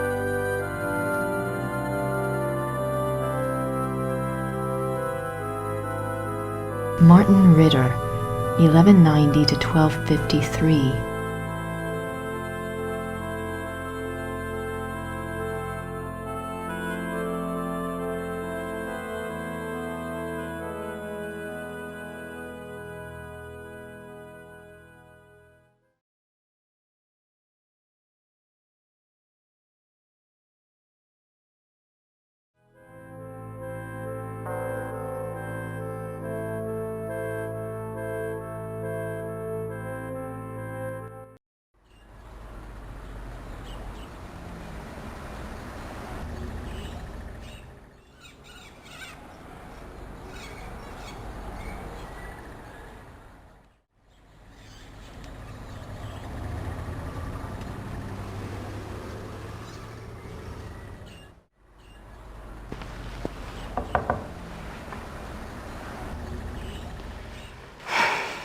Guess they're closed.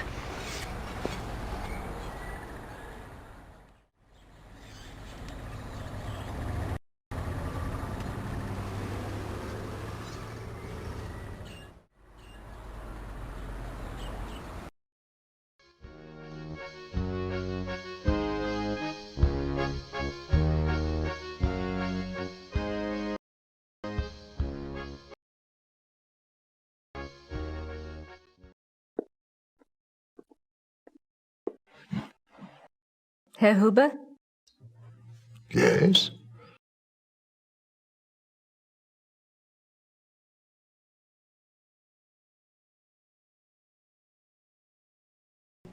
Are the Smiths in their room? Ja, I believe so. Could you ask them to come down, please? Ja, natürlich.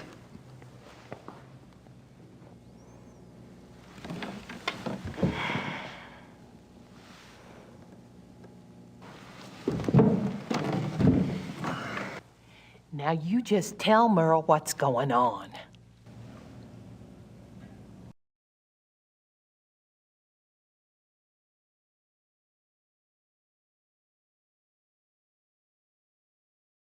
I had a dream last night. I didn't remember it at first, but I saw something today at one of the museums. What was the dream? I was being chased in the woods by wolves. And I saw a sleigh. Ludwig was inside. He pulled me up, and I thought I was safe. But then he turned into a wolf. So what do you think, Mother? A dream of rescue is a spiritual guide dream. The High Priestess in Gabriel's cards must be linked to Ludwig somehow. What do the wolves represent? I'm a psychic, dear, not Freud. But the warning I got was about the black wolf, wasn't it? And the wolves in the dream. It must be the same danger. It's so frustrating. The more I find out, the more questions I have. Why don't you try a little communicating of your own? Ludwig's the link. Appeal to him. The answers may not come right away, but at least you'll give the guide something specific to say the next time she contacts you. Isn't there any way that you could, do a psychic reading on Ludwig or something? To tell you the truth, I've been trying all day to make contact, but I only feel great despair. Ludwig's soul is not at peace.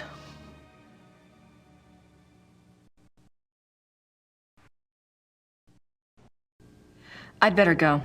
Anytime you need us, stop by. And be careful now. Thanks.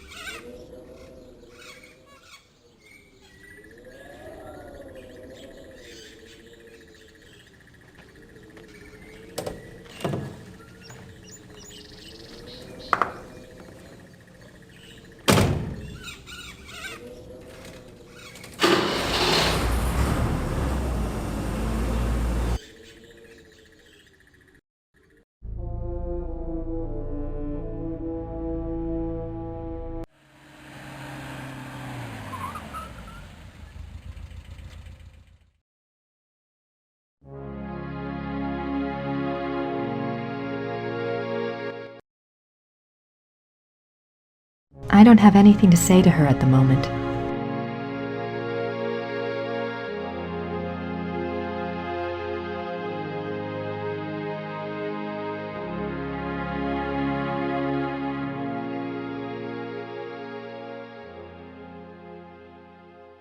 They certainly make an incredible looking couple. They certainly make an incredible looking.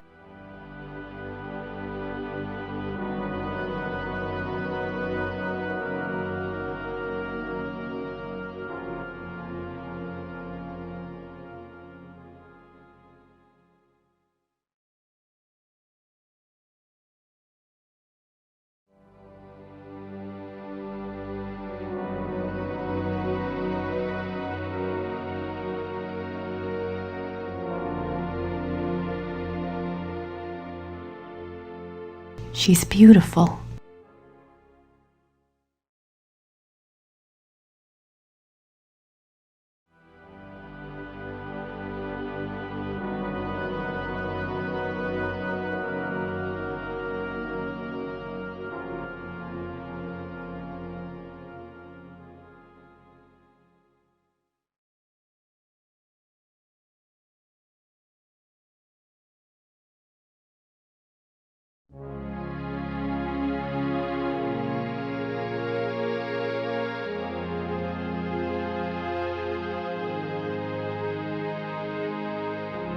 Richard Wagner.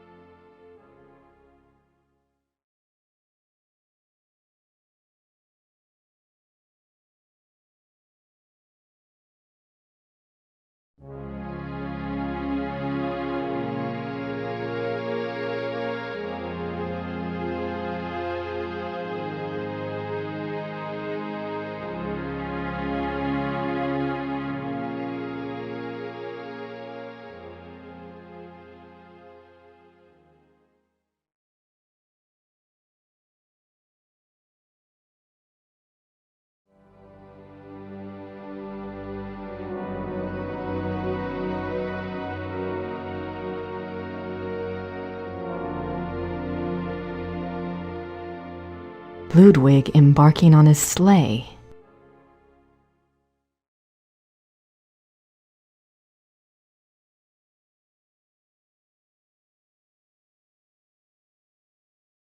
I have no idea what that says. Looks old, though.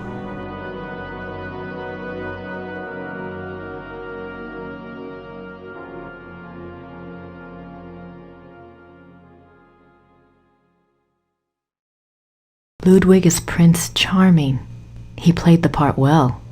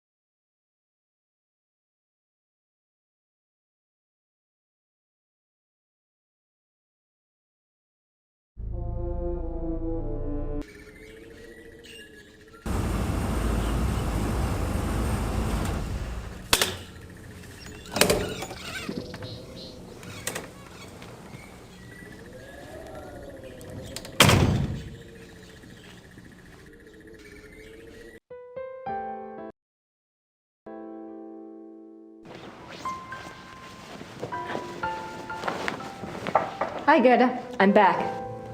Good.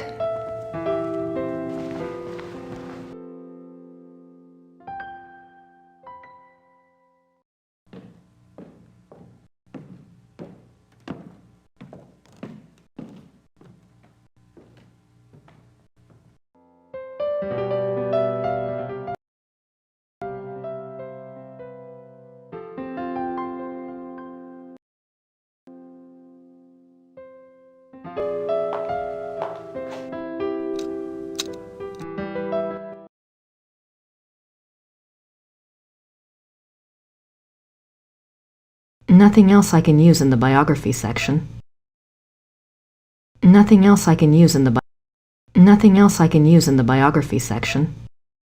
There's nothing else on werewolves in the occult section. There's nothing else on werewolves in the occult section. I'm not sure what other case books would be relevant.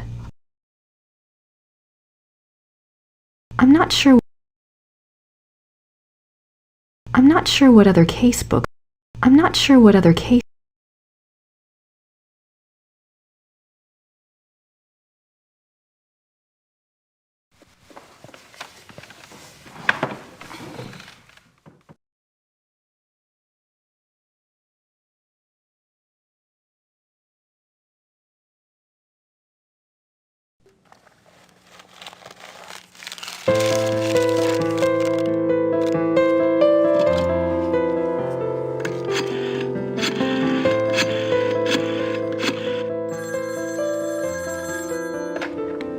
Hallo?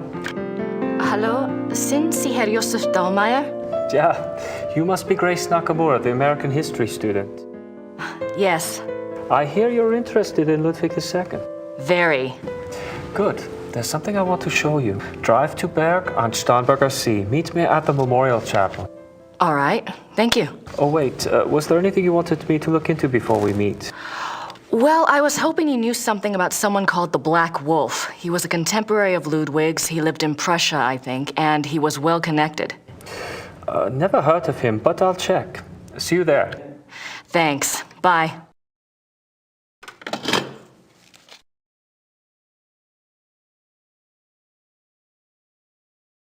It wasn't worth picking up the first time. I'll write to Gabriel. Soon as I have enough info to blow his little investigation out of the water.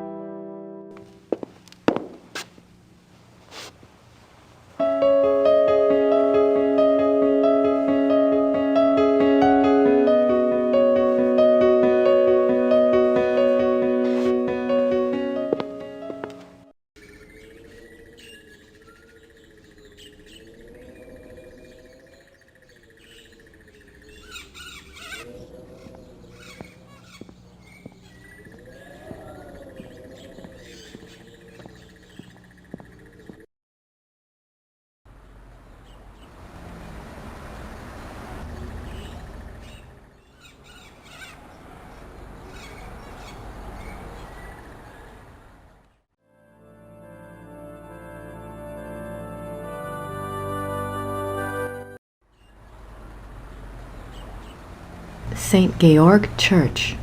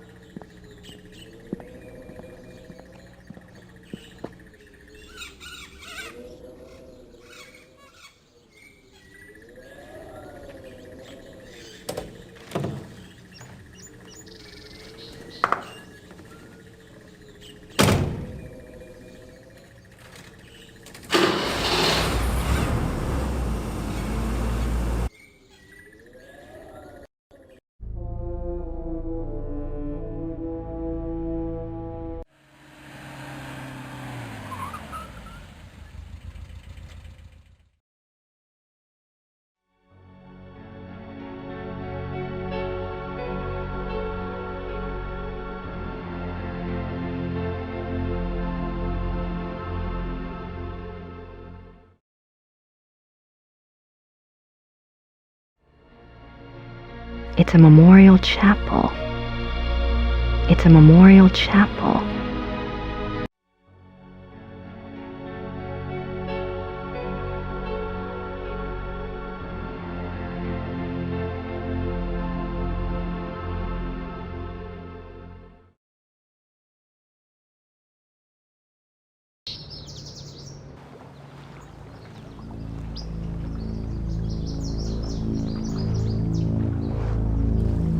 This is where he died.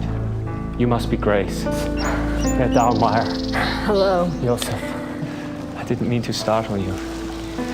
I wanted you to see it. I feel him here the most, you know, more than at the castle. So, what did you want to know?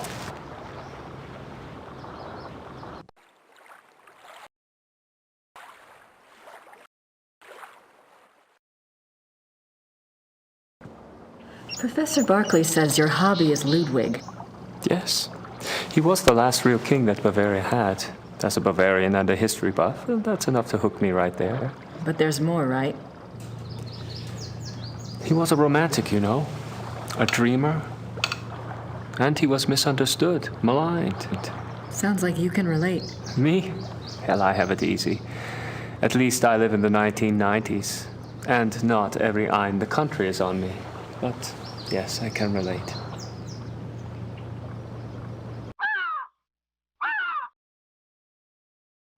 You know about Ludwig's diary, right? Of course. How can I get my hands on it? I'm sorry. I have been trying myself for 5 years. They keep it locked up tight in the Royal Archives and they don't let it out. They must think it contains things that will hurt his image. They won't let anyone see it, not ever? Only one person outside of the government ever got to see it, a biographer, Sir Richmond Chapel. He had friends among the German royals and they let him look at it. Did you ever try to contact Chapel, pick his brain? No, and I don't believe I never thought of that. If you do and you find out anything, you must share.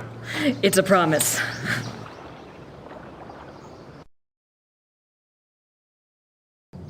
Tell me about Ludwig. I don't know where to start. There's so much. Politically, the most significant thing about Ludwig II was that he signed over independent Bavarian statehood to Prussia in 1870. Bavaria became a part of United Germany, and Ludwig became a figurehead prince under the Prussian Kaiser. Why do you think he did that? Bavaria had been involved in the 100 Years' War. People were tired of fighting. Prussia's push to unite the German states made some amount of sense. Still, Ludwig must have had other options.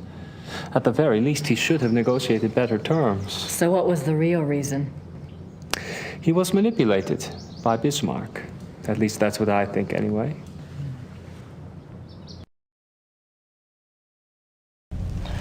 What about Ludwig personally?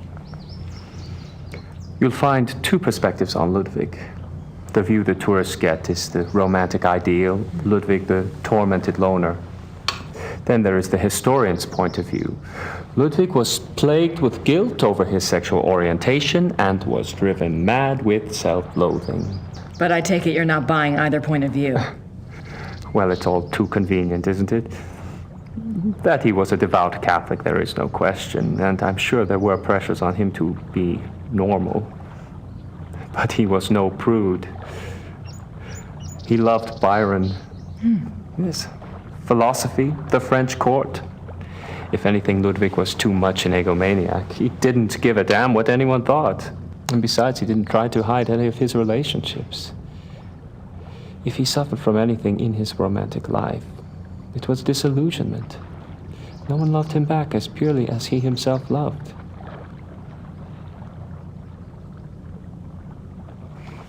Well, if it wasn't sexual guilt that tormented him, what was it? I don't know. His diary was filled with self-guilt, but I'm sure it's not about that. If I knew, I'd write my own book, set the record straight, so to speak.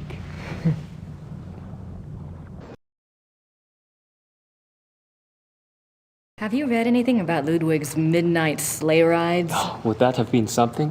To be out at night and suddenly see him sweep by with his entourage? They say the night agitated Ludwig and that Being outdoors and the rushing feeling of the sleigh calmed him down. Sometimes even the sleigh wasn't enough. He would stop in some remote woods, order his servants to stay put, and go wandering off by himself for hours. It drove the servants crazy.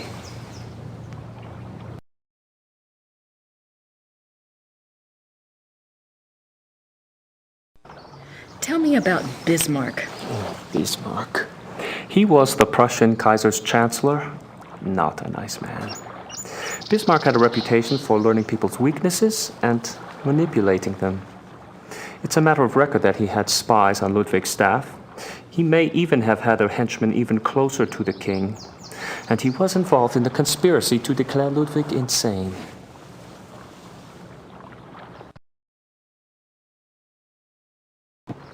Did you find out anything about the Black Wolf? I did. I'd read about him before, but I hadn't realized that was who you were talking about. His name was Godin, Paul Godin. I found a reference to his being called the Black Wolf after you telephoned. I've never heard of him. Who was he? Godin lived on the fringes of the Prussian court. He was handsome, charming, dangerous, or so they say. He was variously rumored to have been a foreign prince, a Prussian spy, even an assassin. Since you were interested in him, I found out some things that are probably true. It said he came from abroad in the mid-1800s, but claimed high German blood. Do you know where he came from? No. And he was ruthlessly ambitious. He probably found out who held the power, Bismarck, and offered his services. Bismarck was a good judge of talent, of that sort anyway.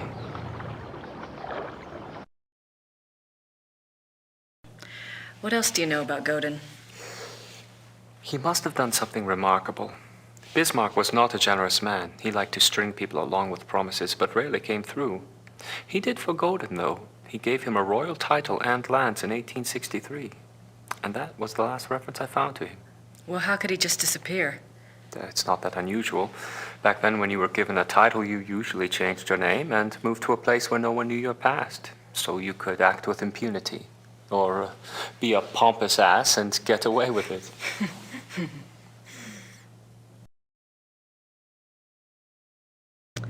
Is there any way to find out what Godin was called after he got his title?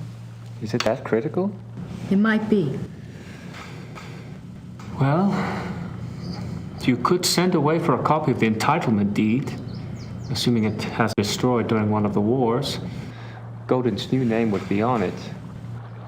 But you would need a research permit from the government to access those records, and they can be very hard to get. A lot of red tape. Great.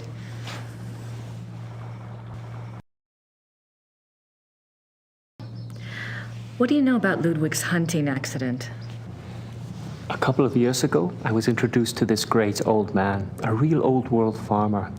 Well, his grandfather was Richard Horning, Ludwig's equestrian. Oh, he told some great Ludwig stories. Sometimes I get lucky. Anyway, he said that after the hunting accident, Ludwig got terribly ill, that he had a fever and was acting crazy. They were afraid that the wolf had been carrying a disease or that the bite had gone septic. A wolf bit him? Yeah, it's not so unusual. There were a lot of wolves in the Alps back then. The servants were really worried, but Ludwig recovered, physically anyway. Horning's grandfather said it was the fever that broke Ludwig's mind, that he was worse than ever after that.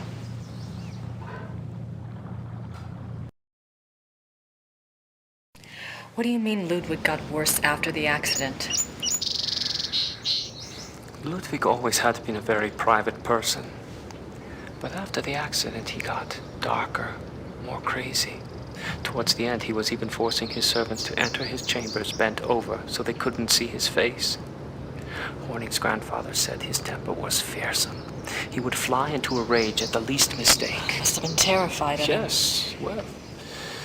Horning's grandfather felt sorry for Ludwig, and Ludwig hated his own violence. He was always giving gifts to his servants to apologize.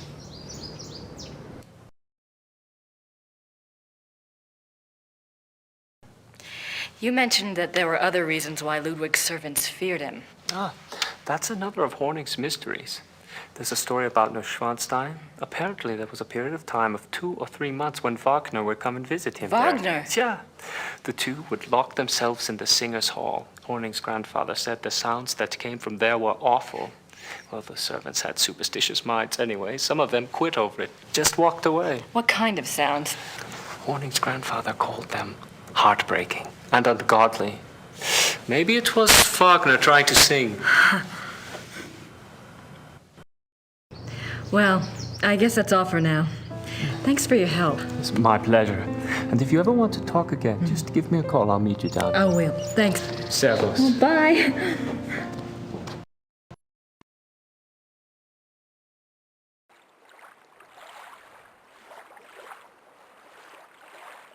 This is where they found Ludwig's body.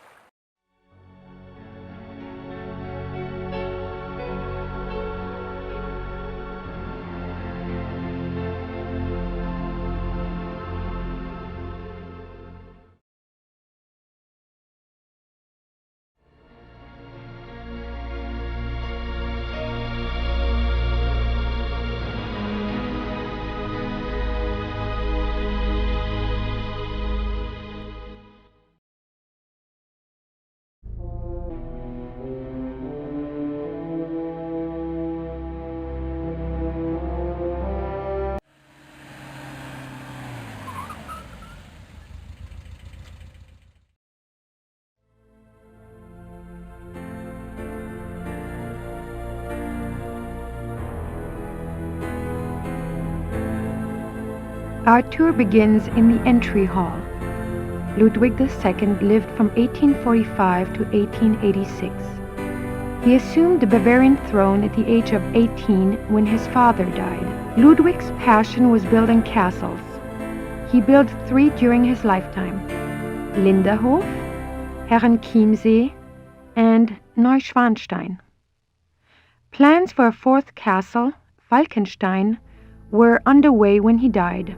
In addition to his obsession with building, Ludwig also had a passion for classical heroic German mythology, a taste he shared with the German opera composer Richard Wagner. Neuschwanstein is decorated throughout with themes from these stories, most of which directly relate to Wagner's operas.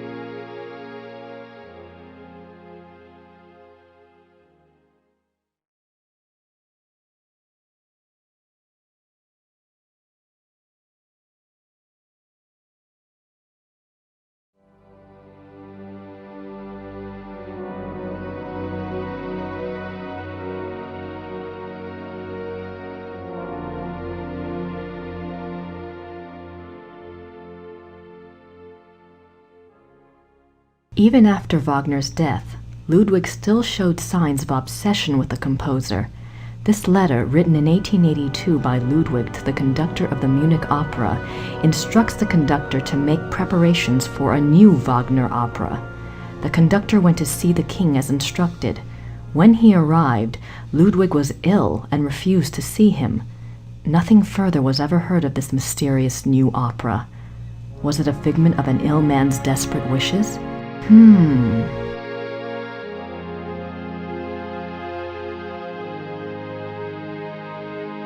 Ludwig is offered a crown of laurels by the genius of immortal fame.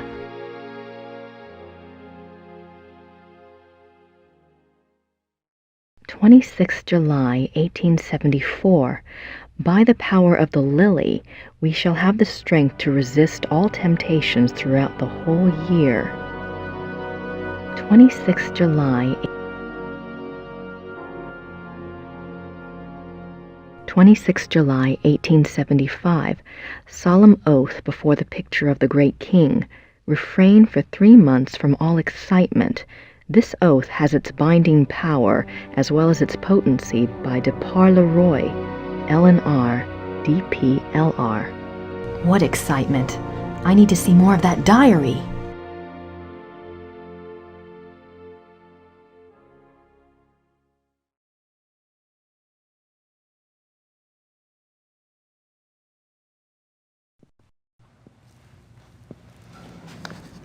Guten Tag.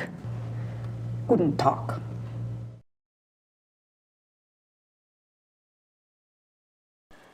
Im Museum ist einen Brief von Ludwig über eine neue Wagner-Oper. Ja, ich kenne diesen Brief.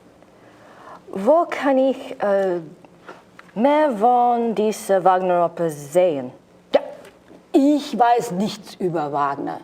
Das hier ist kein Wagner-Museum. Ja, ich weiß. In Bayreuth befindet sich ein Wagner-Museum. Versuchen Sie es halt doch, ne? Bayreuth. Danke.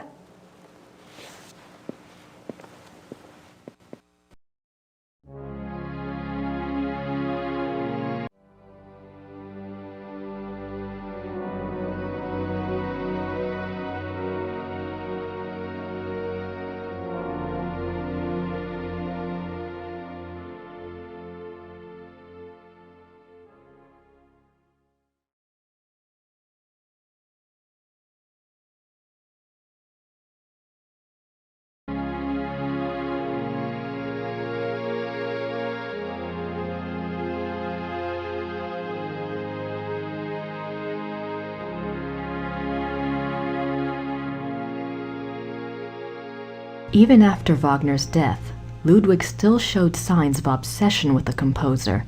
This letter, written in 1882 by Ludwig to the conductor of the Munich Opera, instructs the conductor to make preparations for a new Wagner opera.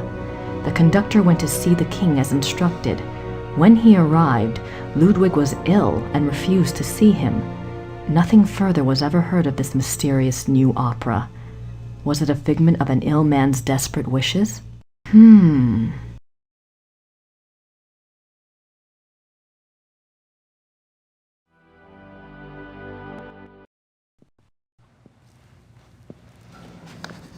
Guten Tag. Guten Tag.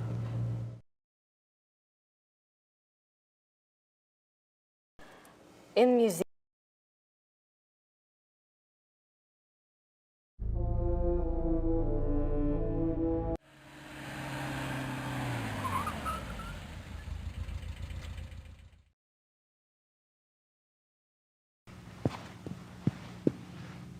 Grüß Gott. Guten Tag. Ist das die Wagner Museum? Yeah, you're an American, aren't you? I'm afraid the house is closed this time of year. It will be open next month. Crap. You are interested in Wagner? Very interested. Very recently very interested. Yeah. Most of the house is closed for cleaning, but a few rooms are open. I shouldn't let you probably, but if it is only you, you are alone, aren't you? Endlessly. Come in and look over. That's very generous. What do I owe you? Georg Immerding. It's only a few displays. Besides, I wouldn't be much of a shining knight if I charged you. Thanks, Georg. My name is Grace. Hello. Have a good time.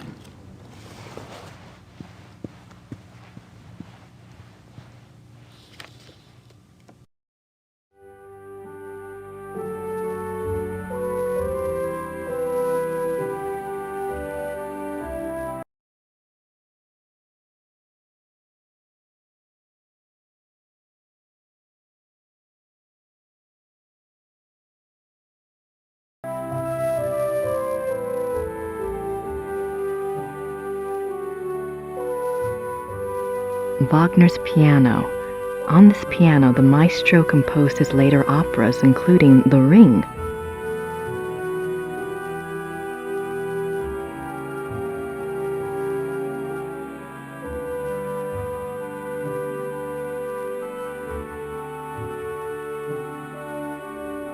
This must be a model of Wagner's own theater, here in Bayreuth. This must be a opera costumes.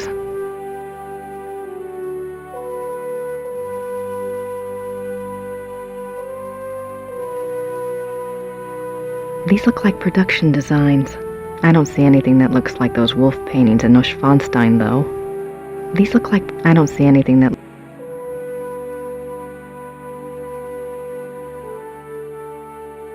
These look like production designs.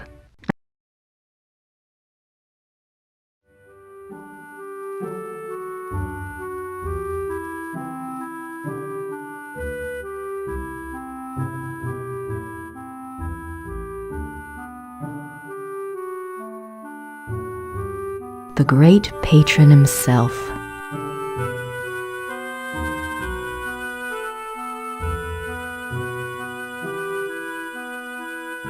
Ludwig as the classical Greek hero.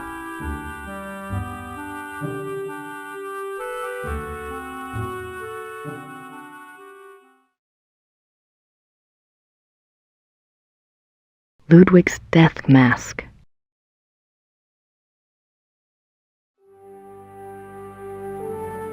July 1882. Great and beloved King, Monsieur Beaujolais and I have finished the diagram. We checked the figures many times and Monsieur is confident that it will work. 8 identical fixtures are to be made from the diagram and placed in the theater exactly as specified. I'm sending the diagram with your courier. Be full of hope and have courage. All will be well. Your own, Wagner.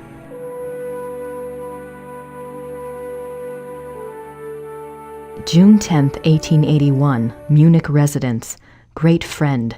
I am writing to you in the middle of the night. My blood is pounding too wildly for sleep. Tonight's performance, how can I describe it? I am unsure whether to be terrified or thrilled. Perhaps I even feel hopeful. If it is hope, you have given it to me, my friend, for the first time in years. We must speak. Something happened during the music tonight, but I must have your absolute confidence. As you love me, come at once. Your devoted king, Ludwig.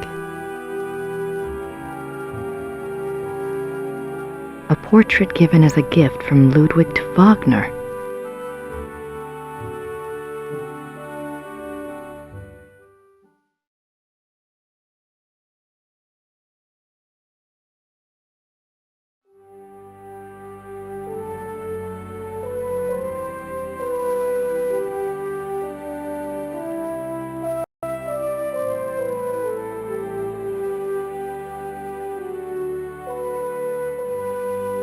Wagner's death mask.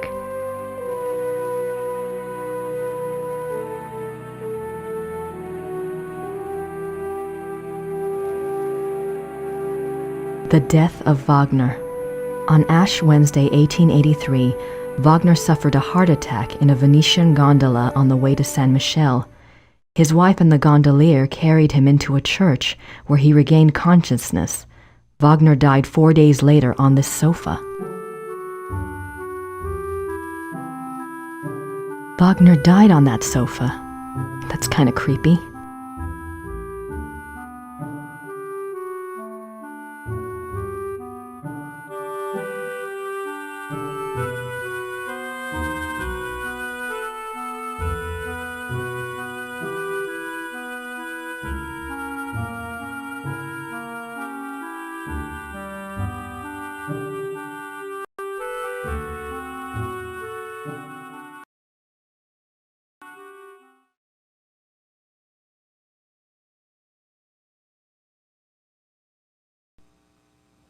What are you doing here if the museum is closed? They always like to have a caretaker here. It's a good job for me. I can soak in the atmosphere of the maestro while I compose. What are you composing? This? Oh, a new arrangement. One of Wagner's pieces. For the Bayreuth Opera? I am only a student at the university. I study music, composition, conducting.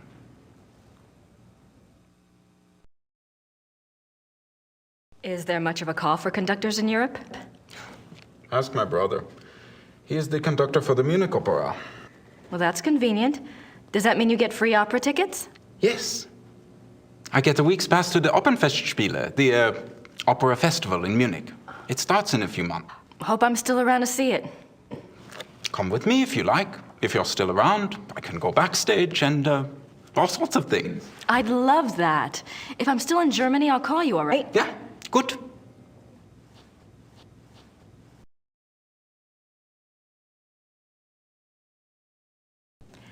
Tell me about Wagner. He was a character. He spent most of his life trying to convince rich patrons to subsidize his work. Unfortunately, he had expensive tastes. You see, he believed that someone of his genius deserved to live well. Can't argue with that. But Ludwig II supported him, didn't he? Yeah, sure, but Ludwig came along very late in Wagner's life. By then, he had already been run out of Venice and most major cities because of debt. Ludwig saved him. And the music. Best thing Ludwig ever did.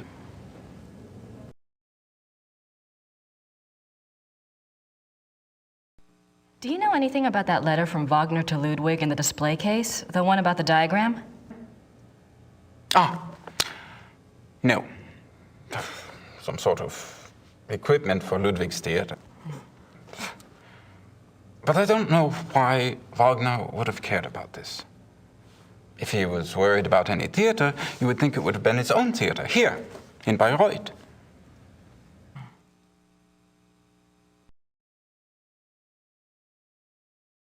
Have you ever heard about the letter that Ludwig wrote to the Munich conductor in 1882 telling him to prepare for a new Wagner opera? You're full of surprises, for an American. What do you know about it? No one knows anything about it. It's like a treasure map, you know? It's probably a complete fairy tale, but it does make you wonder. You have no idea what it could have referred to? Maybe something that Wagner was working on with Ludwig? If there was, there's no trace of it. Except perhaps in the dreams of unemployed music students.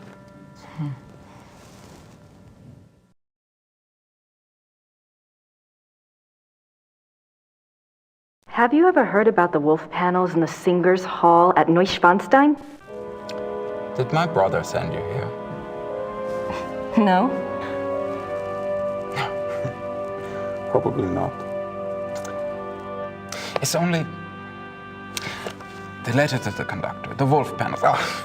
My brother thinks I am crazy because of all my theories. What theories? This is Quatsch.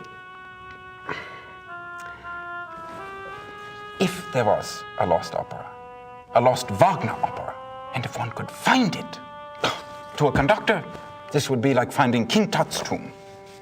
But people have looked for it before. If it ever existed, it is gone forever.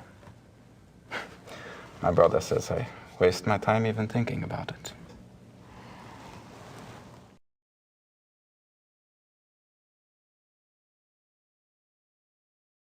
I'm curious. Is there any other information that points to the lost opera besides Ludwig's letter and the wolf panels?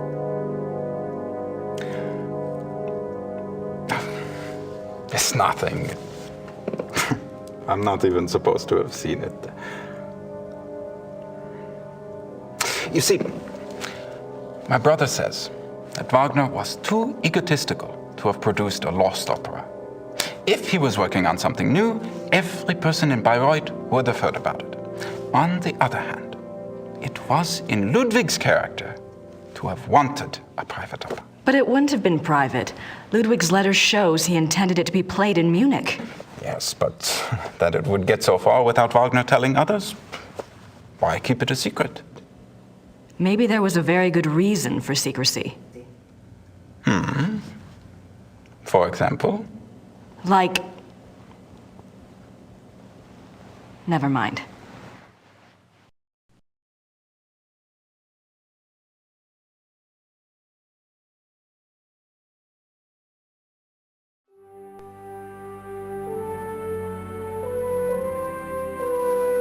What's that book in the case?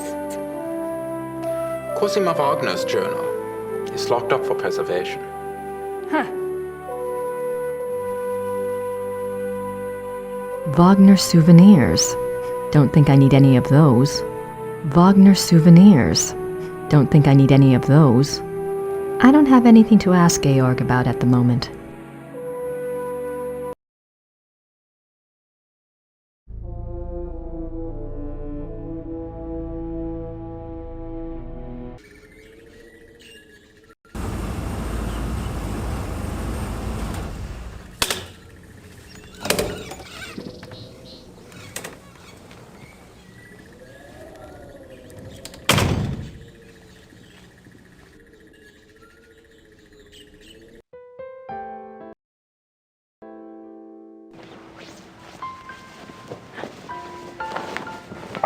Hi, Gerda. I'm back.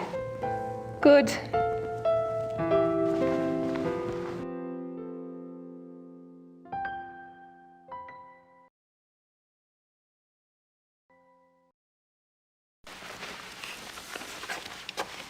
Gerda? Yes? Gerda, do you have any idea where I could get a government research permit? I don't have time for a lot of red tape. You should ask Herr Übergrau. He can maybe get such things very fast. You think? I was gonna write Gabriel today anyway.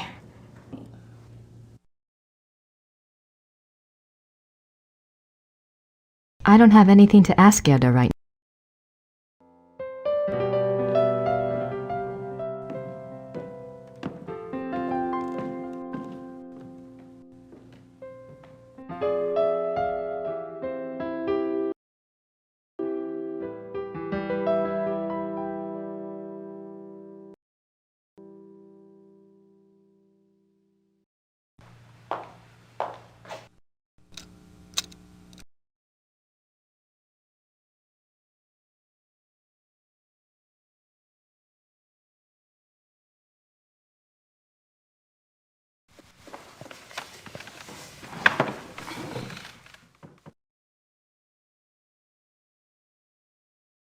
I should get a letter off to Gabriel. I need to include a note to Übergrau about the research permit.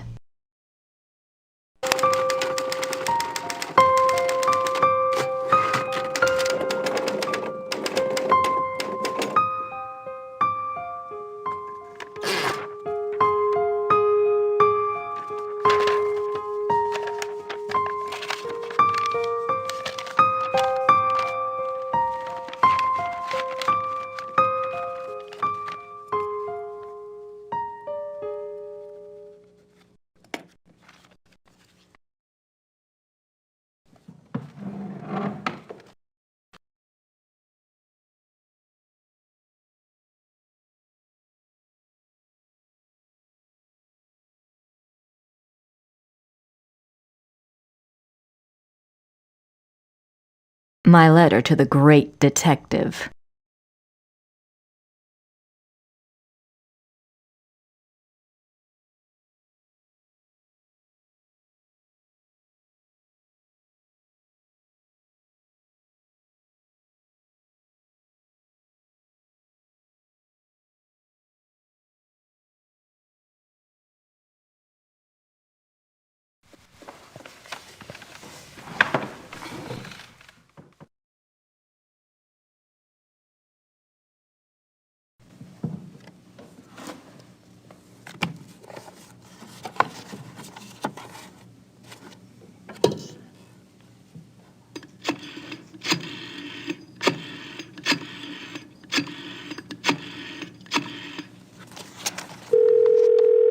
Hallo, Bertel München.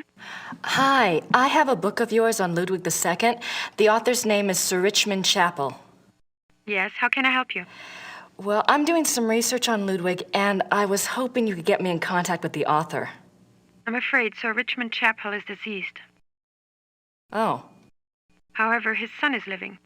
Oh, well, is there any way you can put me in touch with him? And who are you doing this research for? Well, I'm working with Professor Barkley from Yale University. All right. Thomas Chappell's number in England is 41 20 555 771. Thank you very much. I appreciate it. You're welcome. Goodbye. Bye.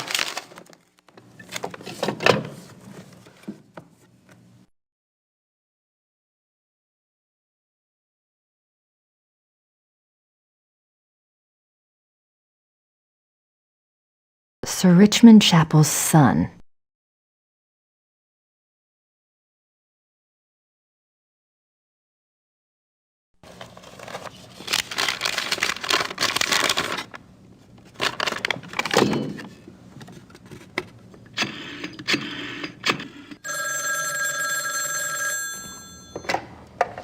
Chapel residence? Hi, my name is Grace Nakamura. I'm calling from Rittersburg, Germany. Is Thomas Chappell there, please? Speaking. What may I do for you, Miss Nakamura? This is going to sound crazy, but I have a copy of your father's biography on Ludwig II. I understand he had access to Ludwig's diary. Yes. Well, oh God, I'm not even sure. He didn't make a copy of it or anything, did he? Or perhaps he took good notes? He wrote down a complete translation in English. He said he couldn't make headway with the German version. Ludwig's handwriting was rather brogue, you know. He wrote down an English translation. Do you still have it? Well, unfortunately, my father was allowed to see the diary only on the grounds that he wouldn't publish the entire work. I can't let you see it. Have you tried contacting the National Archive? No, I don't have the kinds of connections your father did, or the time. That's unfortunate, but I really cannot let it out of my hands. I understand. It was just a shot in the dark. Very well. The best of luck to you. Thank you, Mr. Chappell.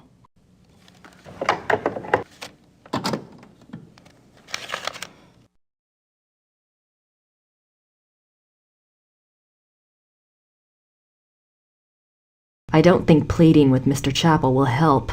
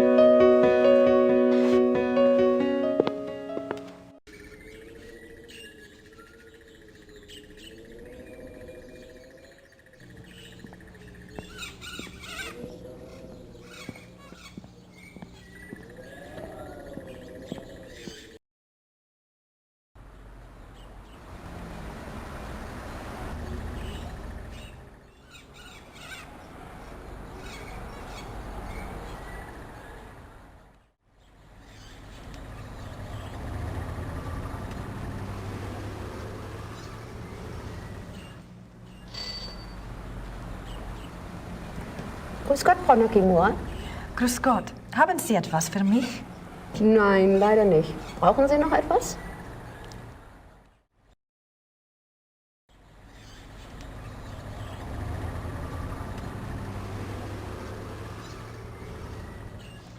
Kann ich diesen Brief versenden?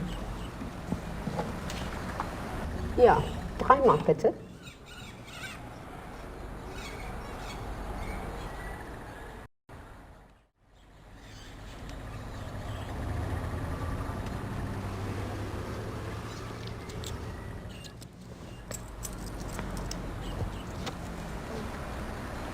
Dankeschön. Bitte sehr. Brauchen Sie noch etwas?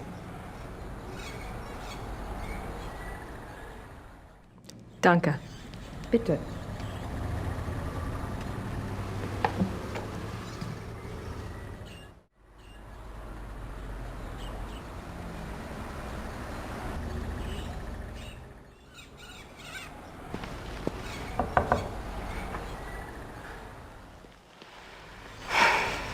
Guess they're closed.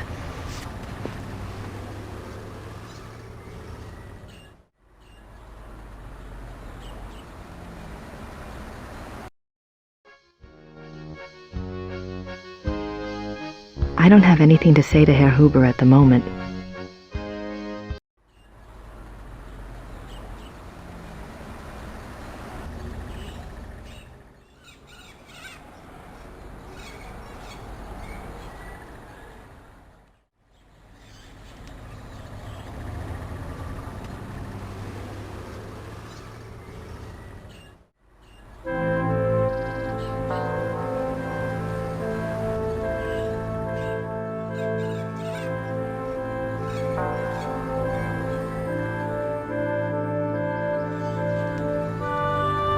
Gibt's das denn, die Lilien blühen schon?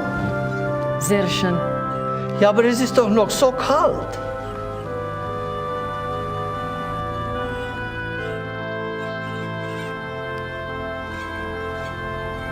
Für Sie ein Geschenk von der Madonna. Oh, no. Nehmen Sie sie ruhig. Heute Nacht wird es kalt und sie wird sowieso erfrieren.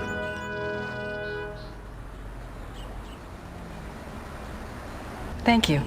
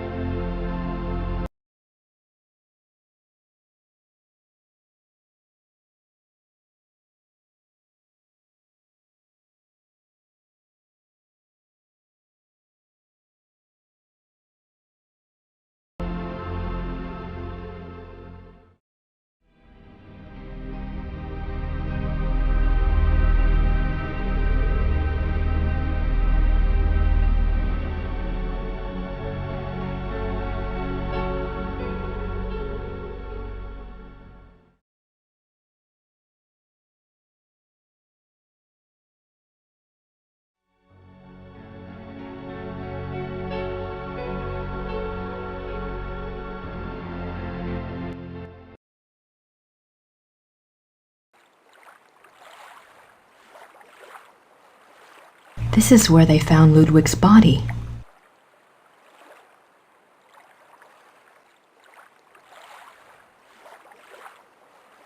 I wonder what it felt like under there.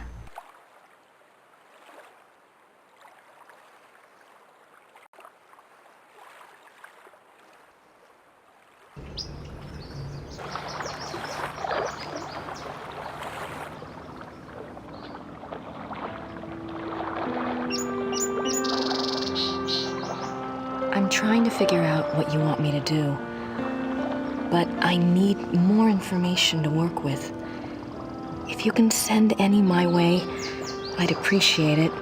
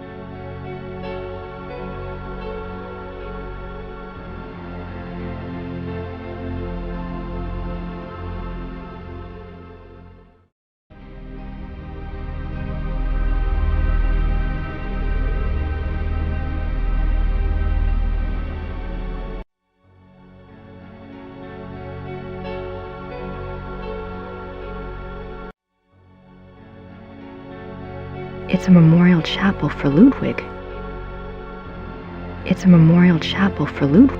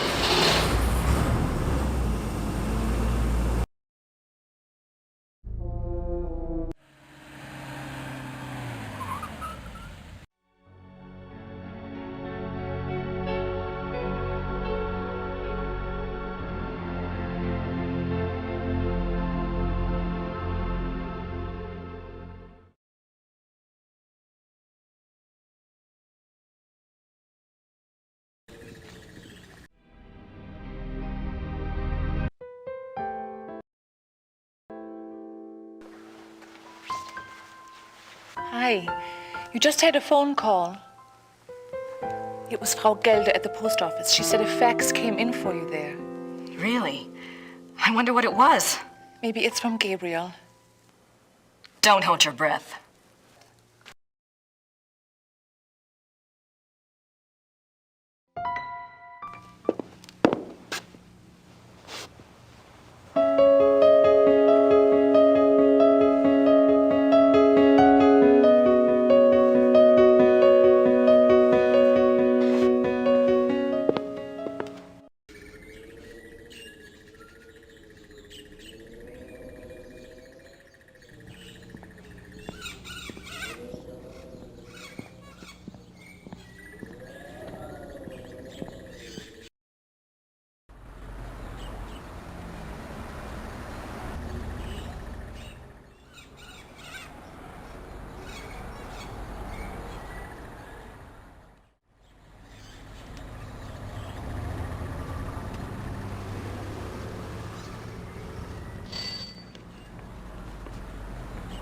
Hallo, Frau Gelder. Haben Sie etwas für mich? Ja, ein Fax. Ein sehr langes Fax. Das ist aber nicht vom Schattenjäger. Ist okay. Dankeschön. Thomas Chapel. Oh.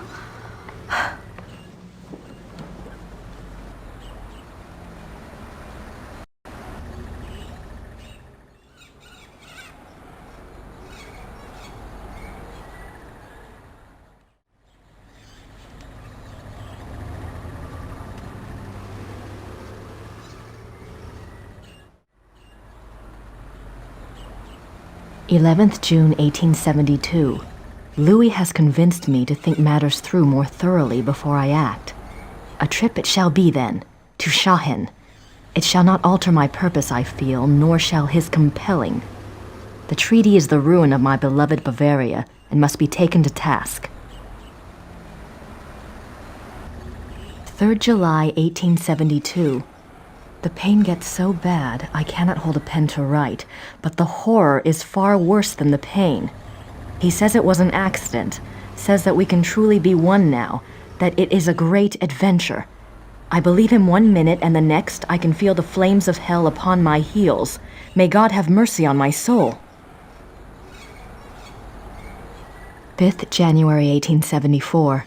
By the power of Mary, Mother of God, I swear to refrain from the ultimate sin and to remain steadfast in my flesh, sworn by the power of the lily, Eleanor. 30th August 1879. I will not falter, but will remain true. No matter the torment or longing, I will not yield. I will control the process. God grant me strength and will.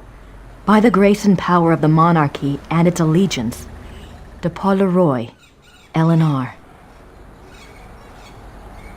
10th September 1880. It is all finished. Elizabeth warned me, and I discovered the truth at last. O most venomous viper at my very bosom, O lowest of the least worthy who ever breathed, my Judas, my devil, if I could tear my heart out and fling it after him in the dirt, I would.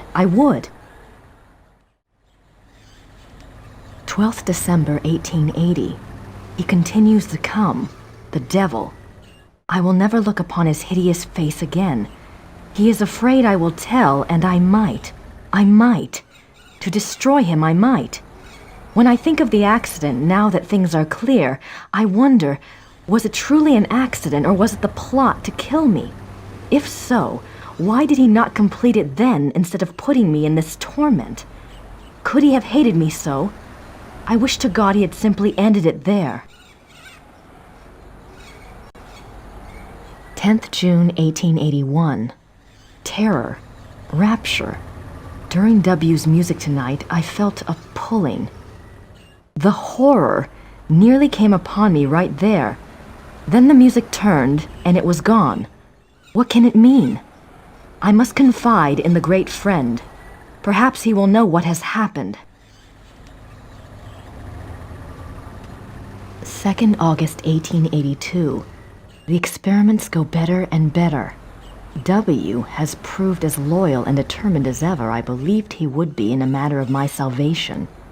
He says he has the formula now. It remains only to put the finishing touches on the completed opera and to draw up the diagram for the crystals. Can it truly end? I scarce dare to hope.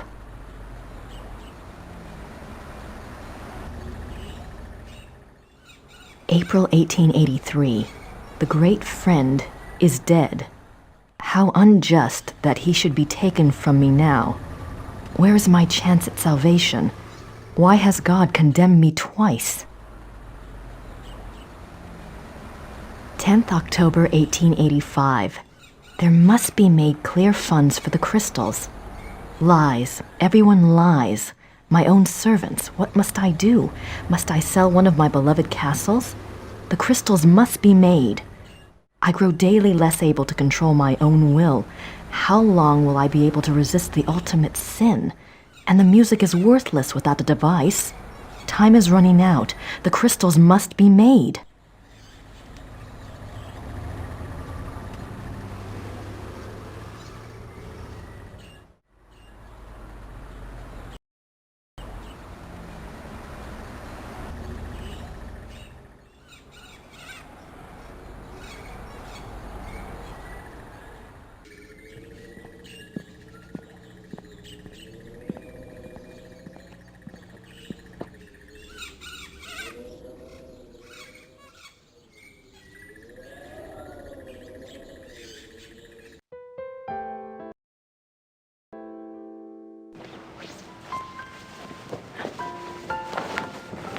Hi, Gerda. I'm back. Good.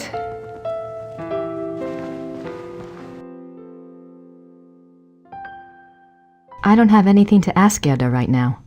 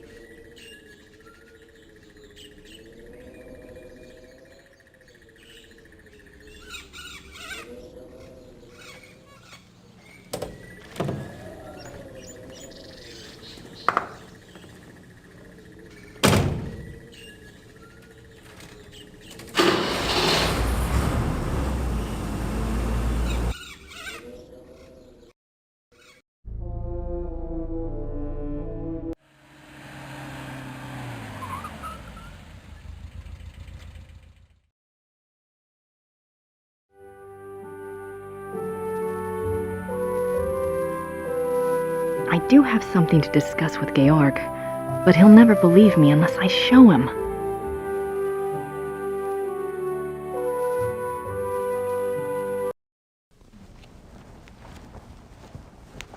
Have you heard of Ludwig's diary? Yes, but no one is allowed to see it. It just so happens that I have a copy of an English translation right here. There's something I wanted to show you. Read this one. August 1882. The experiments go better and better. They has proved as loyal and determined as ever. It remains only to put the finishing touches on the completed opera and to make up the diagram for the crystal. My God! Wait, I want to show you something.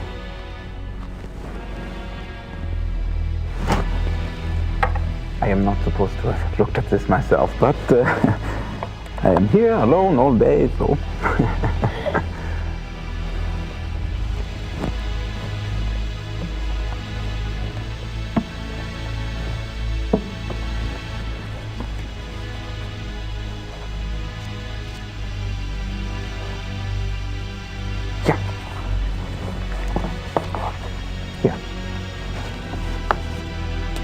July 1881.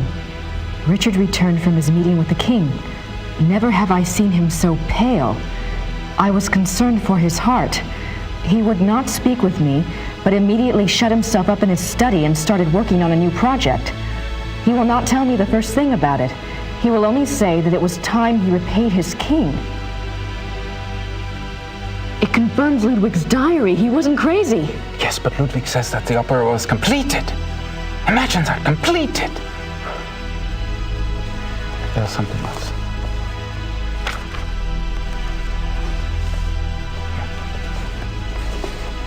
August 1882. We had a messenger tonight from the king. He brought a letter which Richard burnt. I did manage to see a bit of it. It said something about a great night in Munich and that it would be Richard's supreme triumph and someone else's destruction. Ludwig then wrote that even though he himself would probably die, his immortal soul would be freed thanks to Richard. I worry for poor Ludwig and for us. Where will we be if his madness continues? Surely someone will put an end to it. Wow. There's one more.